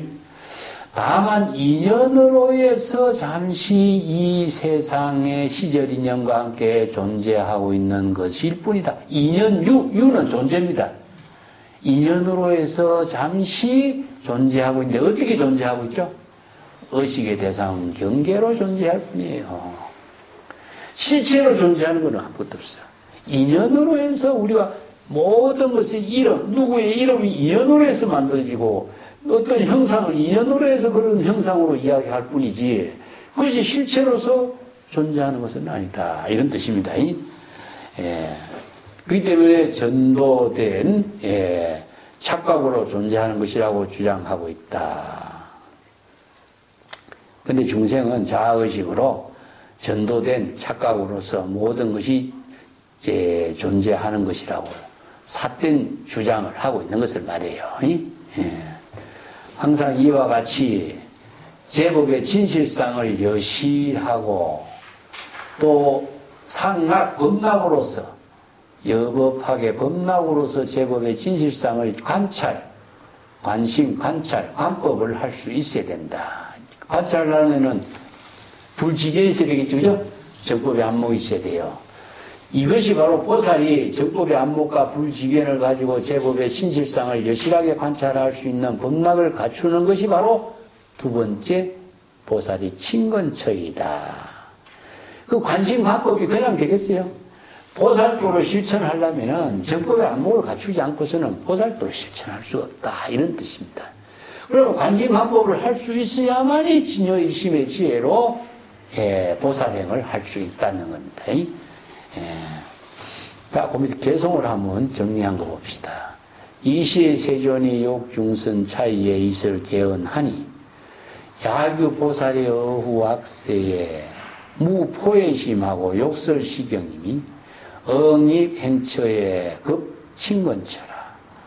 상위 구강 급국방자하고 대신 관장에 흉험희자하며 급전타라 외도 범지라. 그때 세존이 앞에서 설한 법문의 내용을 거듭 자세히 개송으로서 이 뜻을 설하였습니다.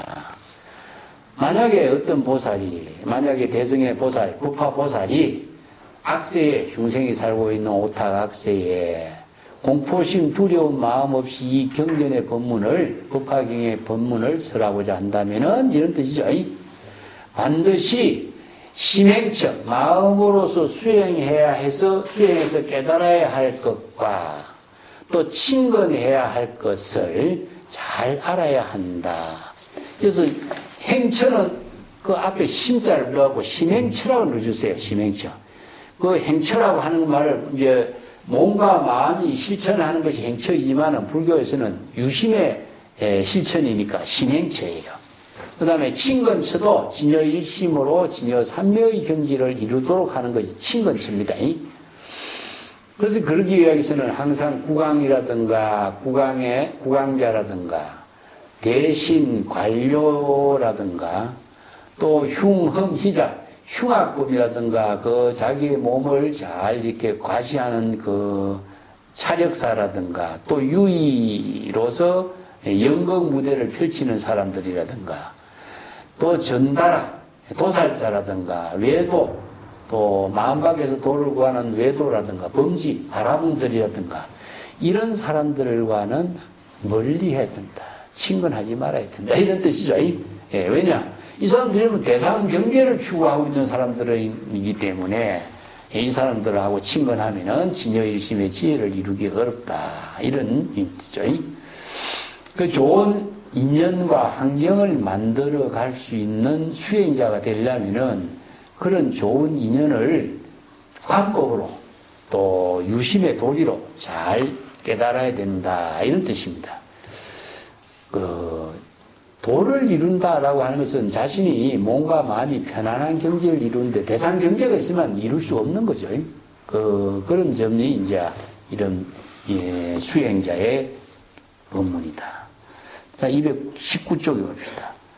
역불 친근 정상만인하고 탐착 소성 삼장학자하며 파괴 비구와 명자 나한하고 그 비군이 호희소자하고 침착 오욕의 구현 멸도하고 제 우가이 계물 친근하라. 그래서 이제 불친근 정상만인 깨달음을 이루지 못하면서도 깨달음을 이루었다고 주장하는 사람, 이런 자기의 존재를 과시하는 사람, 이걸 정상만이라 하죠. 그죠?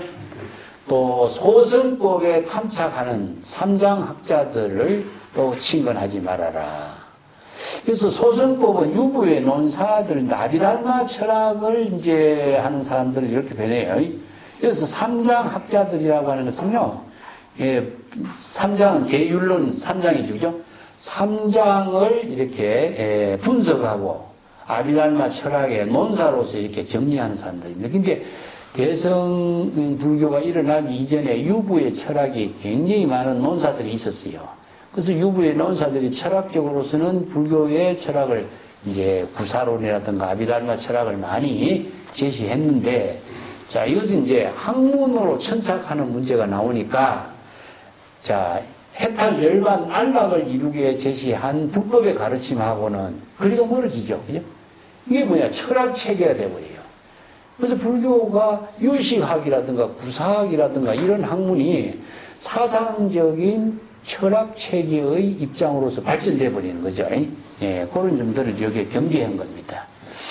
그 다음에 파괴비구. 자, 그 비구성이라고 하면서도 비구성이라고 할 수 없는 그런 삶을 사는 사람.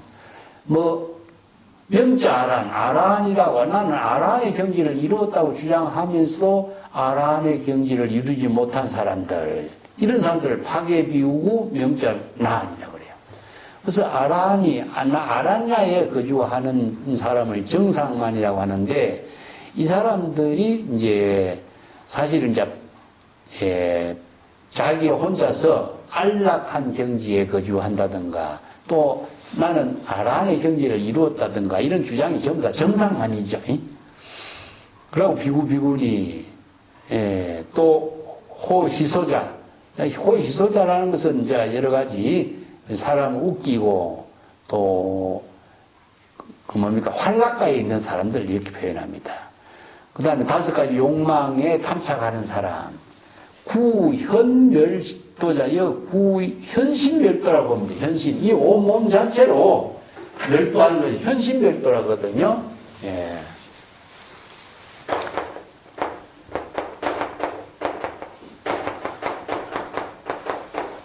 멸도라고 하는 것이 열반의 주죠. 근데 온몸으로서 열반의 경지를 이렇게 나투는 것이에요. 드러내서 이제 과시하는 거죠. 예, 이걸 현신멸도 이렇게 표현합니다. 예, 현신멸도, 열반의 경지를 구하는 자, 모든 우가이, 여신도들, 이런 사람들을 친근, 가까이 하지 마라. 이런 뜻입니다. 보통 보면 외도 수행자들이요, 왜 현신멸도를 강조하느냐면요, 우리가 이 육체로서는 고뇌의 육체에서 벗어날 수 없지 않느냐. 근데 이제 육체를 괴롭혀가지고 모든 괴로움을 다 벗어나가지고 이 몸 자체가 열반의 경지를 이루고 안락의 경지를 이루게 하는 외도 수행자들이 있었어요. 그래서 이제 이 사람들이 낙을 추구하는 수행자들이죠. 그죠? 그 낙이 어떻게 이루어지죠? 이 몸 자체로서 모든 고를 소멸하고 낙을 이룬다고 생각하는 외도 수행자들이 있고, 이걸 현신멸도자라고 그래요. 예. 이 삿된 사견이죠, 사견.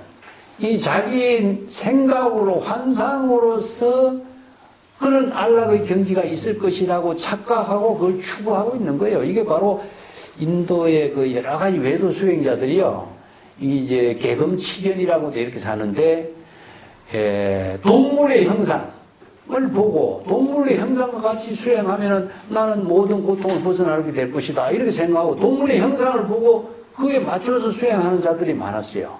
예를 들어서요, 닭이 한쪽 다리를 들고 있잖아요. 그러니까 닭의 흉내를 내면서 한쪽 다리를 들고 수행하는 사람이 있는 거예요, 인도에는 또 뭡니까? 그 묘지에 가서 자기의 몸을 아주 더럽게 하는 게 그냥 개와 같이, 개가 흙 속에 뒹굴잖아요. 개와 같이 자기의 몸을 아주 더럽게 하고 함으로써 모든 것을 다 코에서 벗어나게 하는 이런 수행자들. 이렇게 현상의 어떤 사물을 보고 자기도 그런 경지를 이루면 모든 고가 소멸된다고 생각하는 이런 외도 수행자들이 많았습니다. 이런 사람들을 이야기하고 있습니다. 약시인 등은 이 호심내 하면 또 보살소에 위문불도하고, 보살적이 무소외심으로 불해 희망하고 이 설법이라. 관여 처녀 급제 불람이 대물 친근 이 친우하고, 영막 친근에 도화괴해하고 전력 업포하고 일이 살래하며 판육자활에 현매 여색이니 여시지인은 계물 친근하라. 만약 이런 사람들이 찾아오게 되면은 좋은 마음으로 보살의 처소에 와서 불도를 들어 이렇게 대성의 불법을 청법을 하고자 이렇게 찾아오고 한다면은 보살은 무소외심, 염려하지 않고 두려워하는 마음, 걱정하지 않는 마음으로서 이런 뜻입니다. 그리고 또 그들에게 희망, 바라는 마음도 전혀 품지 말고 애들에게 뭘 요구하고 바라고 하는 그런 마음도 갖지 말고 그들에게 설법해야 한다. 또 가부나 처녀나 또 5종의 남자로서의 모든 재건을 갖추지 못한 사람들, 재불남자 이런 뜻이죠. 이런 사람들을 친근하지 말고, 또 가까이 도살자나 고기를 잡아 파는 사람들, 또 사냥을 한다든가, 또 물고기를 잡고 사는 사람들, 또 이익을 위해서 짐승을 죽이는 사람, 살해하는 사람들, 이런 사람들도 너무도 가까이 하지 말고, 또 어육, 고기, 짐승의 고기를 팔고서 자신의 생활을 하는 사람, 현매여색이라는 것은 이제 몸을 파는 여인들, 이런 뜻, 현이라고 하는 것은요 자랑하다는 뜻입니다. 현 일자가, 이 현이라는 글자가 그런 글자예요. 이게 원래 중국의 현학자 이런 말씀입니다. 학문을 자랑하는 자, 이런 뜻을 현학자. 예. 이런 사람들 모두 다 가까이 친근하지 말라. 그 밑에 단도 이제 가까이 하지 말라 할 때 사람들 연결해서 쓰라고 있습니다. 흉흥상박하고 종종 희희하며 제 음녀 등이 진물 친근하고 막독 병처에 위 여설법이면 약 설법시에는 무덕 희소하고 임리 걸식에 장일 비구하고 양무 비구면 일심연불하라. 시적 명의 행처 근처이니 차 이처가 능 안락설이라. 자, 흉흥상박이라는 것은 막 싸움꾼이죠. 예, 막 싸움하고 차력을 하고 자신의 힘을 과시하고 또 여러 가지 그 오락을 제시하는 여러 가지 연극 배우들, 또 음녀 등 이런 사람들과 친근하지 말고, 홀로 병처라는 것은 병풍이 가려진 것, 이렇게 은폐된 곳을 말해 병처라고 합니다. 병풍을 치면은 그 안에 공간이 이렇게, 가려진 것이 되죠. 이 병풍 병자예요, 병자가. 병풍이 가려진 곳, 홀로, 거기에, 그런 곳에서 여인에게 설법을 하지 마라. 만약에 여인에게 그때 설법을 하게 됐다면은 희덕거리고 웃거나 하는 일도 있어서는 안 된다. 또 마을에 내려가서 걸식을 할 때에는 반드시 하나의 비구와 같이 걸식을 하도록 하라. 만약에 같이 갈 비구가 없으면은 일심으로 연불하면서 걸식을 하도록 하라. 여기서 일심연불이 또 나오죠, 그죠? 예, 항상 홀로 자기 자신의 부처의 불심의 지혜를 잃어버리지 말라, 이런 뜻입니다. 이것을 이름해서 심행처와 친근처라고 할 수 있다. 행처 근처인데 심행처, 친근처입니다. 보살이 일심으로서 마음을 편안하게 수행해야 할 것과 또 친근, 진여 일심의 지혜를 이루게 하는 친근처의 수행이라고 할 수 있다. 이 두 가지 행처, 심행처와 친근처가 바로 능히 안락을 이루게 하는 법문이 된다. 그래서 안락은 마음의 평안, 열반락을, 법히 선열락을 이루게 하는 경지를 말하죠. 그래서 낙은 사실은 불안이 없어진 경지가 낙입니다. 예. 그 낙의 경지를 따로 구하려고 한다면 그건 또 다른 낙을 대상으로 추구해요. 불안이 없어진 것이가 낙이거든요.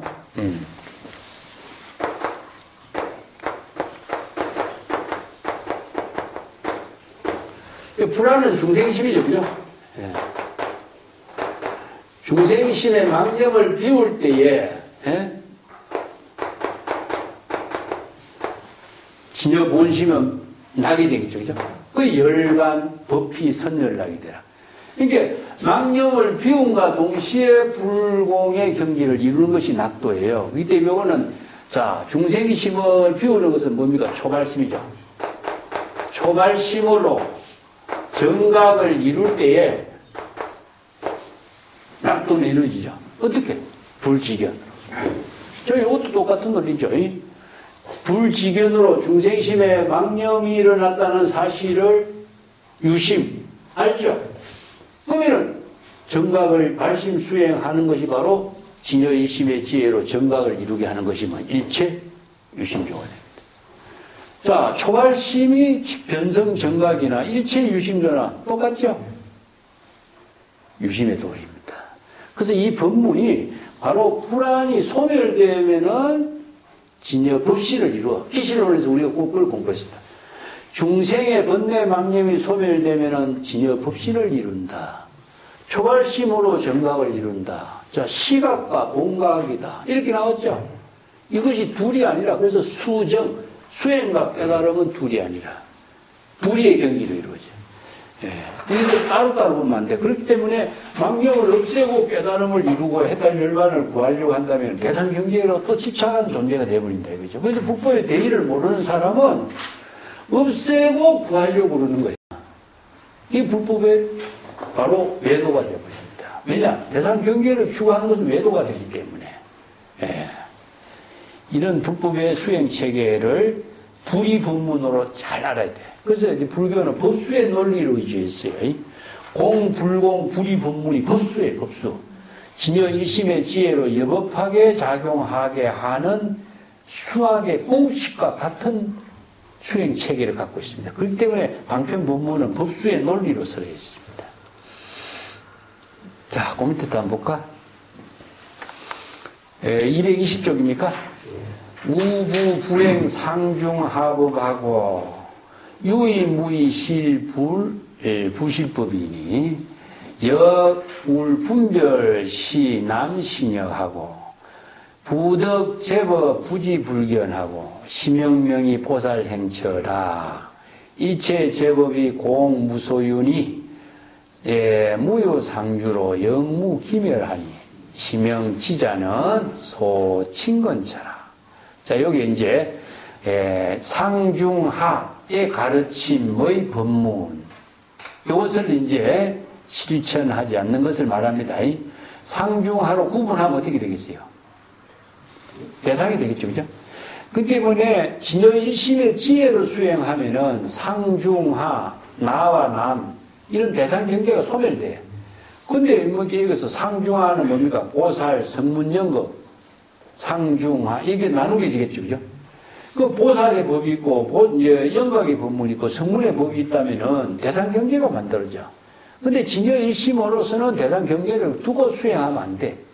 그래서 이제 상중하법을 나누지 않고 무의와 유의도 나누지 않고 이런 뜻입니다. 예. 진실과 진실되지 않는 법도 나누지 않고 이런 것을 수행해서는 안 된다. 이렇게 대상을 구분해서 나누어서 이런 것을 수행을 해서는 안 된다. 이건 중생의 차별 분별심이다. 예. 그 다음에 또한 뭐 남자나 여자다 이것도 분별해서도 안 된다. 그래서 이제 아까 법화계 우리 이제 여신을 분별하지 않는다 이 말 나왔죠, 그죠? 여자라고 하는 거, 여신이라든가 이것은 남자를 대상 경계로 분별하는 거예요. 그러면은 중생심에서 벗어날 수 없는 거예요. 예. 일체의 모든 제법을 대상 경계로 두지 않고 부지불견, 대상 경계로 두지 않고 알지도 않고 보지도 않는 경지. 그것이 바로 보살이 심행처다. 진여일심의 지혜로서 수행하는 경지다. 그 진여일심이 대상 경계로서 남녀를 구분한다든가 진실이다 진실하지 않는다든가 상중하법이라든가 이걸 나눈다면 진여일심의 법이 안 되겠죠. 그래서 이런 법을 대상 경계로 두면 안 돼. 이건 중생의 차별심이다. 이런 뜻입니다. 그래서 일체의 모든 제법은 공무소유라. 일체 제법은 공하여 대상 경계로 존재하는 것이 없는 것이다. 이 무소유라는 것은 의식의 대상 경계로 존재하지 않는다. 이런 뜻이거든요. 공무소유, 무소득, 무소구 전부 다 같은 말입니다. 무소유나 공이나 무소득이나 같은 말이에요. 한마디로. 예. 의식의 대상 경계로 존재하지 않는다. 이런 뜻이거든요. 공이란 말을 우리가 다르게 본다면은 금강경에서 공을 뭐라 합니까? 무생, 무법, 무상, 전부 다 이게 공을 표현합니다. 무주, 무소유, 무소득,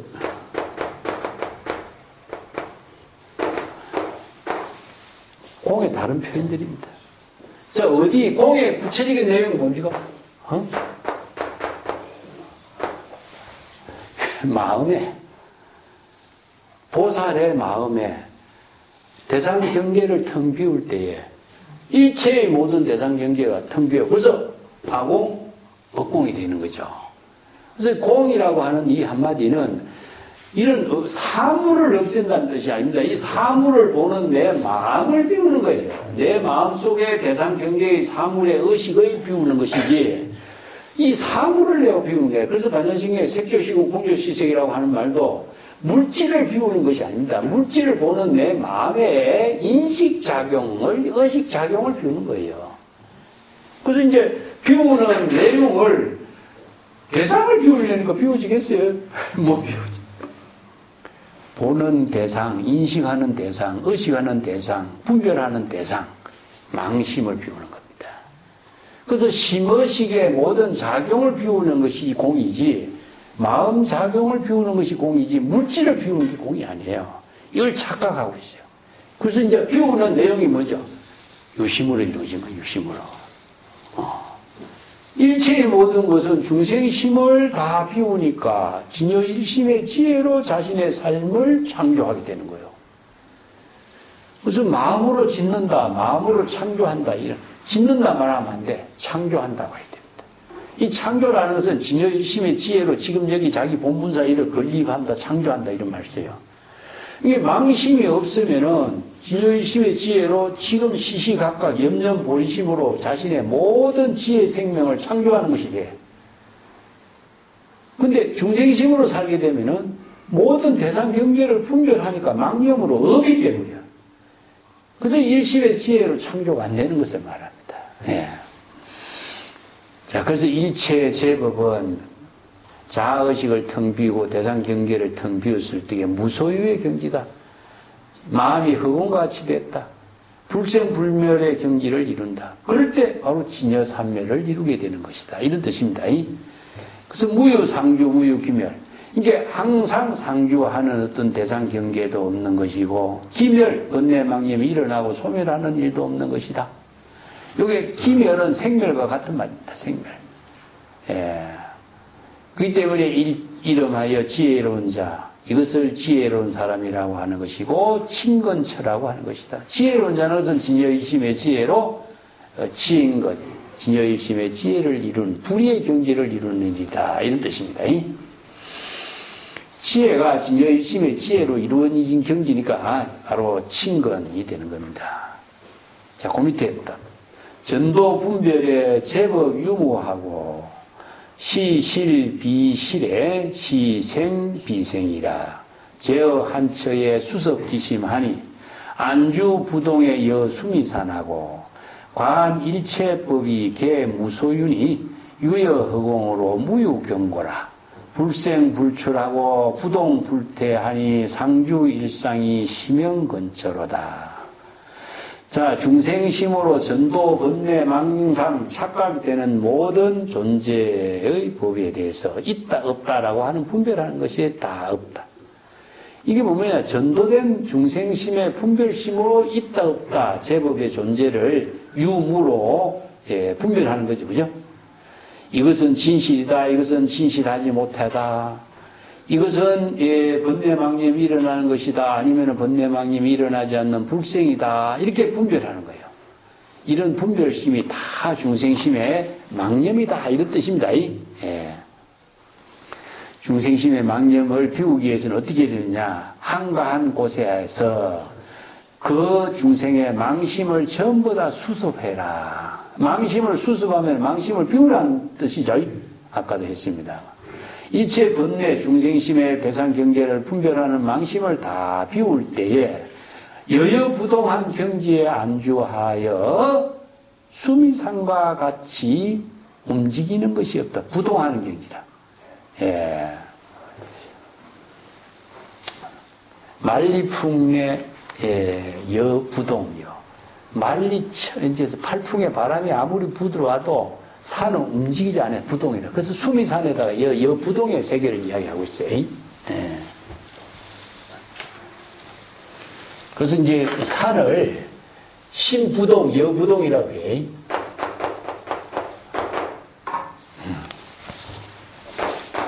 전에도 내가 한번 썼지 싶은데.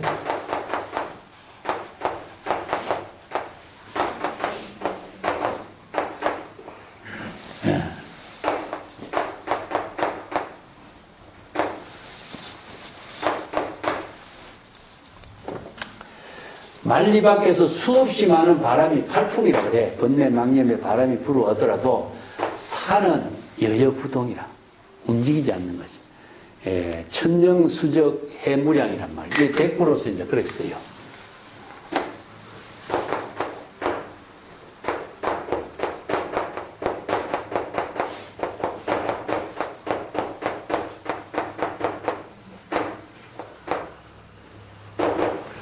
천년 동안 흘러온 물이 바다에 쌓여있지만은 그 바다는 거부하지도 않고 다 받아들여. 그래서 바닷물은 무량무변이라. 그래서 이제 산이 부동이요, 바닷물이 무량무변이라는 게 이제 지혜. 이것은 진여일심의 지혜. 이렇게 비유하죠, 그죠? 그래서 마음이 여여부동한 경지가 되고, 지혜가 무량무변의 경지를 이렇게 이제 산과 바다를 비유해서 이렇게 개성을 얻기도 하고 있어요. 예, 수미산과 같이. 요 개성은요, 제어 한처에 수석기심하고 안주부동을 여 수미산하라. 요 개성은 자선이에 그대로 인용되고 있습니다. 우리가 자선이 공부했죠? 자선 수행법. 그대로 인용되고 있어요. 여기 법화경의 본문에 의해서 이 자선 수행을 이렇게 설하고 있어요. 일체법을 다 관찰하기를 무소유의 경지로 다 관찰하라. 일체 개공여로 관찰하라. 이 뜻입니다. 요건 이제 법화경에서 일체법을, 제법실상법을 관찰하는 법이나, 건강경에서 일체유의법을 여몽한포형이라 관찰하는 것이나, 관법이죠. 그죠? 일체법을 모두 무소유, 일체 개공의 경지로서 관찰해라. 마치 허공같이 경고, 실체로서 존재하고 있는 것은 아무것도 없다라는 사실, 허공 텅 빈 거와 같이 관찰해라. 이런 뜻입니다. 마치 어떠냐, 생출, 일어남도 없고 벗어남도 없고 움직이는 것도 없고 물러나는 것도 없고, 이게 뭐냐, 여여부동이라. 그 열애라고 하는 것은 여여한 상태라. 여여부동한 상태이기 때문에 그 생멸이 여기 없는 거야. 시비, 차별, 생멸, 선악, 분별심이 여기에 일체 없어. 그 경지가 바로 상주일상이요. 이것이 바로 친근차라. 상주일상은 뭡니까? 바로 진여일심의 지혜가 여여하게 작용하는 경지. 그 법계일상이라. 상주일상의 경지라. 진여일심의 지혜로 여여하게 작용하는 경지.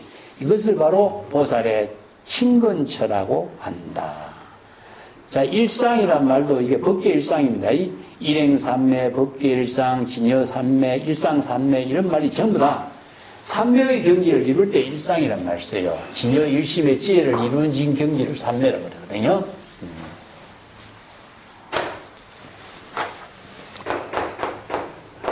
일이라는 숫자는 항상 진여일심입니다. 예. 그래서 이제 기실론에서 우리가 법신을 법계일상이라고 썼죠. 그죠?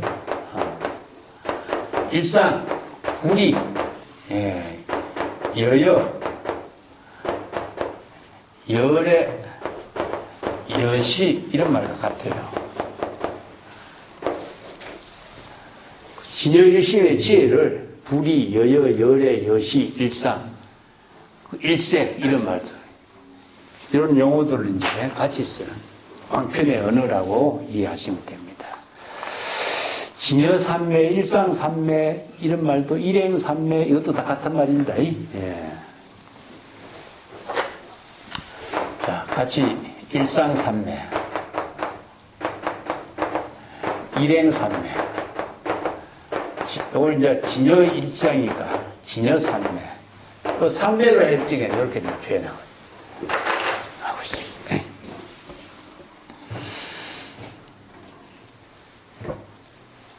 자, 221쪽에 한 단 더 볼게요. 야규 비구가 어아멸 후에 이 시행처 급친건처면 설사경시에 무유급약하리니 보살유시에 입어정실하고 이정응념으로 수의관법하며 종선정기에 위제구강하고 왕자, 신민, 바라문 등 개화연창의 설사경전이니 기심안언하여 무유급약이라. 문수사여 시명보살이 안주 초법에 넘어 후세의 설법화경이라. 자, 만약에 어떤 비구가 아멸도 후, 아멸도는 열애가 멸한 이후죠, 그죠? 자, 열애가 멸한 이유는 뭐죠, 궁극적으로? 열애의 지혜가 소멸해서 중생이 되었을 때, 이런 뜻입니다. 여기 법화경이나 대성경전에서 아멸후, 열애멸후, 불멸후, 이런 말을 많이 쓰는데, 부처가 입적한 이유나하고 나하고 무슨 상관이 있어요? 자, 요게 그 당시에 경전을 번역할 때 이렇게 이제 했는데, 우리가 지금 이해할 적에는 부처나 열애나 나를 부처님 이런 대상으로 이해했기 때문에 문제가 생기는 거예요. 그래서 진여의 참된 자아가 소멸한 이후, 이러면은 진여의 지혜가 소멸하면 열애가 소멸한 겁니다. 열애의 지혜가 소멸하면 어떤 상태죠? 중생이 된 상태예요. 그래서 아멸후, 열애멸후 이렇게 씁니다. 그래서 열애가 열반 이후, 열애의 지혜가 소멸한 이후 중생이 되었을 때에 이런 뜻입니다. 입시행처, 친건처, 이 행처와 보살이 심행처와 보살이 친건한 처를 입은 뭐죠? 깨닫다. 그래서 심행처를 깨닫고 친건처를 깨달아 체득해야 하고 이런 뜻입니다. 이 입이라는 글자 아까 이야기했잖아요. 각과 입건 바꾸다는 뜻이라고 했죠. 그러면 심행처를 보살이 진여일심으로 심행처를 하는 것이고 진여일심으로 친건처를 이루기 때문에 깨달음의 경지를 이룬 상태를 말이에요. 그래서 입이라는 것은 들어가다 이렇게 하면 안 돼. 예. 그래서 깨달음의 경지를 이루고 깨달으면 이렇게 번역하는 게 좋습니다. 이 법화경의 법문을 설할 때에는 무효급약이라 조금도 급약, 두렵고 근심 걱정이 없이 자신 있게 사자후의 설법을 하게 될 것이다. 이런 뜻입니다. 보살이 어떤 때에는 조용한 공간에 들어가서 조용한 공간에서 이런 뜻입니다. 입이라는 것은 정실이라는 것은 공간을 의미하는데 정응념으로서 수의관법하고 여기 정응념을 아까 저게 정념이라고 그랬죠. 이 정응념은 정사유입니다. 정사유. 진여 삼매로서 정사유 하는 거예요. 이게 정응념이 정사유입니다.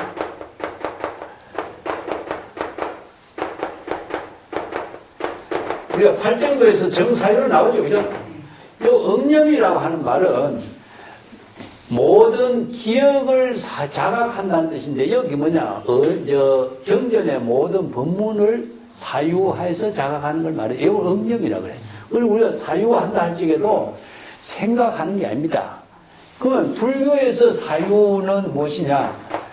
경전의 방편 법문을 사유하는 거예요. 그래서 수지 독송 있죠. 자, 수지 독송하는 것이 정응념이고 정사유인 거예요. 우리가 수지 독송을 그냥 책 읽는 게 수지 독송이 아닙니다.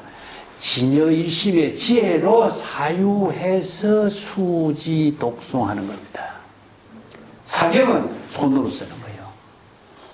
그렇기 때문에 수지 독송하는 것이 바로 심행처가 되는 거예요. 심행처. 요 뒤에 구절. 정응념으로 수의관법하라. 수의는 뭐죠? 의는 정법의 뜻을, 진여법의 지혜가 작용하는 뜻을 법으로 관찰하라. 관법하라. 이게 수의 관법이 응념의 내용이에요. 응념. 사유의 내용이에요. 예. 사유의 응념, 사유하고 정념으로서 사유하게 하고 참선수행하고 수지 독송하게 하는 법문의 내용이 무엇이냐? 경전에서 설한 법문의 뜻을 사유하고 경전에서 설한 법을 관찰하라는 뜻입니다. 그래서 이 구절을 정확하게 이해하면은, 자, 우리가 불법 수행이 정념 사유, 참선 수행의 내용을 어떻게 해야 될 건가? 우리 경전 법문을 통하면 이게 다 나와요. 근데 이걸 글자대로 쏙 읽고 넘어가면은, 내용은 모르고 그냥 넘어가 버려. 여기 줄을 끊었어요, 여기. 자, 보살이 어느 때에 조용한 공간에 들어가서 정응념으로서 수의관법하고, 요 구절이 참선 수행의 핵심이라. 우리가 법화 행자가 법화경의 법문을 수지 독송하는 내용이 요 구절에 다 들어있어요. 예. 경전의 법문을 수지 독송하는 것이 바로 정응념으로 사유해서 법을 관찰해서 경전의 법문을 뜻을 깨닫고 법을 관찰해서 유심종 자신의 진여의심의 지혜로 창조할 수 있는 힘을 갖추는 겁니다. 그래야만이 제불의 경지에서 자기 본분사 일대사의 삶을 공덕행으로 이룰 수가 있는 것이지, 그걸 대상 경계로 어느 문자로 이해한다고 공덕행이 이루어지나?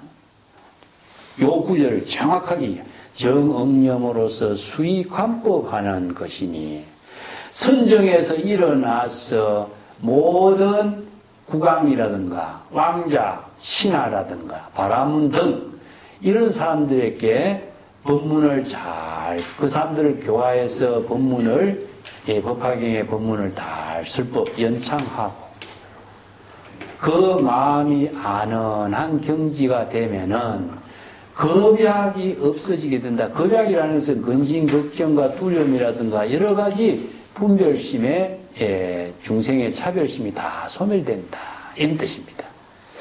자, 이게 겁약이 없는 경지가 사자우를 할 수 있는 경지예요. 사자우. 사자우는 무의 사자우. 겁약이 없는 사자우. 근심, 걱정과 두려움이 없는 설법. 이게 겁야가 없는 사자우를 하는 거예요.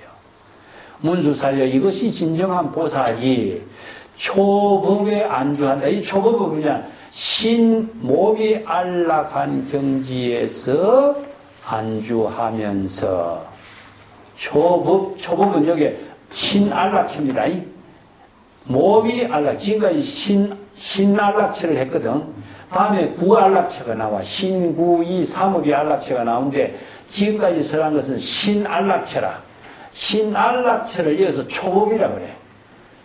처음 신안락처를 이루고 신안락처의 편안한 경지에서 자기의 삶을 이루는 경지니, 너희 후세의 모든 사람들이 이런 경지에서의 법화경의 법문을 설해야 한다. 이런 뜻입니다. 이 보살이 몸과 마음, 신구의 삼업이 청정하지 않고 어떻게 이 법화의 법문을 설법하겠어요. 그래서 몸이 편안하고 안락한 경지를 이루는 법문. 이것이 이제 심행처, 친근처 두 가지를 했죠. 그죠? 심행처를 이루는 거, 친근처를 이룰 때 신안락처를 이루어. 그래서 몸과 마음이 편안한 경지에서 보살도를 실천하는 경지다. 이런 뜻입니다. 여기에 가장 중요한 구절은 정응념으로 수의관법하니, 요 구절입니다. 우리가 경전을 수지 독송을 어떻게 해야 되는가, 요 구절에 다 있습니다. 그러니까 수지 독송하려면 경전의 법문을 기억을 하지 않고서는 안 돼요. 기억을 해야 되는 거죠. 자, 경전의 법문을 기억하지 않고서는 내가 마음으로 그 경전의 법문을 읽고 사유하고 자각하고 응념, 사유할 수가 없어요. 글자를 대상으로 보고도 할 수 있지만은, 옛날에는 전부 다 그 인도 같은 데는 특히 전부 다 애웠습니다. 다 애웠고, 중국에도 경전이 처음에는 활자로 이 경전을 찍지 못했거든요. 사경을 했어요. 그래서 경전을 다 애웠어요. 애워가지고 공부를 하고 수행했기 때문에 응념이란 말을 써요. 응념. 저걸 정념인데 정념을 정응념이라고 그래. 그래서 정념 사유를 하려면 사유하는 내용이 뭘까요? 경전의 법문입니다. 왜냐? 경전의 방편 법문으로 사유를 해야만이 방편 수행이 돼요. 수지 독송하는 방편 수행이 돼요. 그래서 수지 독송하는 방편 수행이 될 때에 바로 열애가 되는 거예요. 정념 수행이 돼요. 정념 수행은 경전의 방편 법문을 기억해서 자각하는 힘이 사유할 때에 바로 열애가 되거든요. 금강경이 나오잖아요. 그죠? 선남자 선녀인이 이 경전의 법문을 수지 독송해서 위타인설 남에게 설법하면은 그런 열애가 된다고 그랬죠. 수지 독송해서 경전의 법문을 깨달아 체득했기 때문에 설법을 할 수 있는 겁니다. 남에게. 그래서 설법하는 것 자체는 열애의 지혜니까 바로 열애가 되는 거예요. 이 경전의 법문을 모르고 사유하지 않고 자각하지 않고 지혜가 없는 사람이 어떻게 열애가 되겠어요? 그래서 이 오종 방편 수행, 법화 행자가 설하는 오종 방편 수행은 정응념으로 사유하는 것이고, 그 어떻게? 그 경전의 법문의 뜻을 잘 관찰하고 정법을 관찰해서 그 지혜를 체득하는 거다. 이게 바로 정응념 사유의 수행법이고 자선 수행법이라. 그래서 자선 수행이 그냥 자선한다고 수행이 되는 게 아닙니다. 그 중국의 선생들은 이걸 이제 화두, 선생들의 법문을 사유하는 간화 수행으로 바꾼 거예요. 강경 수행을 간화 수행으로 이렇게 이제 방편을 제시한 것이 조금 다르죠. 예. 자, 법화 행자가 방편 수행을 통해서 정응념 사유에서 법을 깨달아 체득할 수 있는 것. 관법의 내용은 뭐라 그랬죠? 다시 한번 일체 유심조입니다. 예.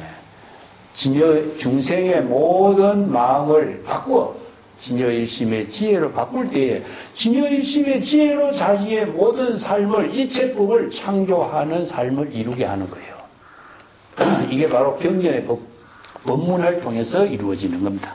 자, 오늘 여기까지 합시다.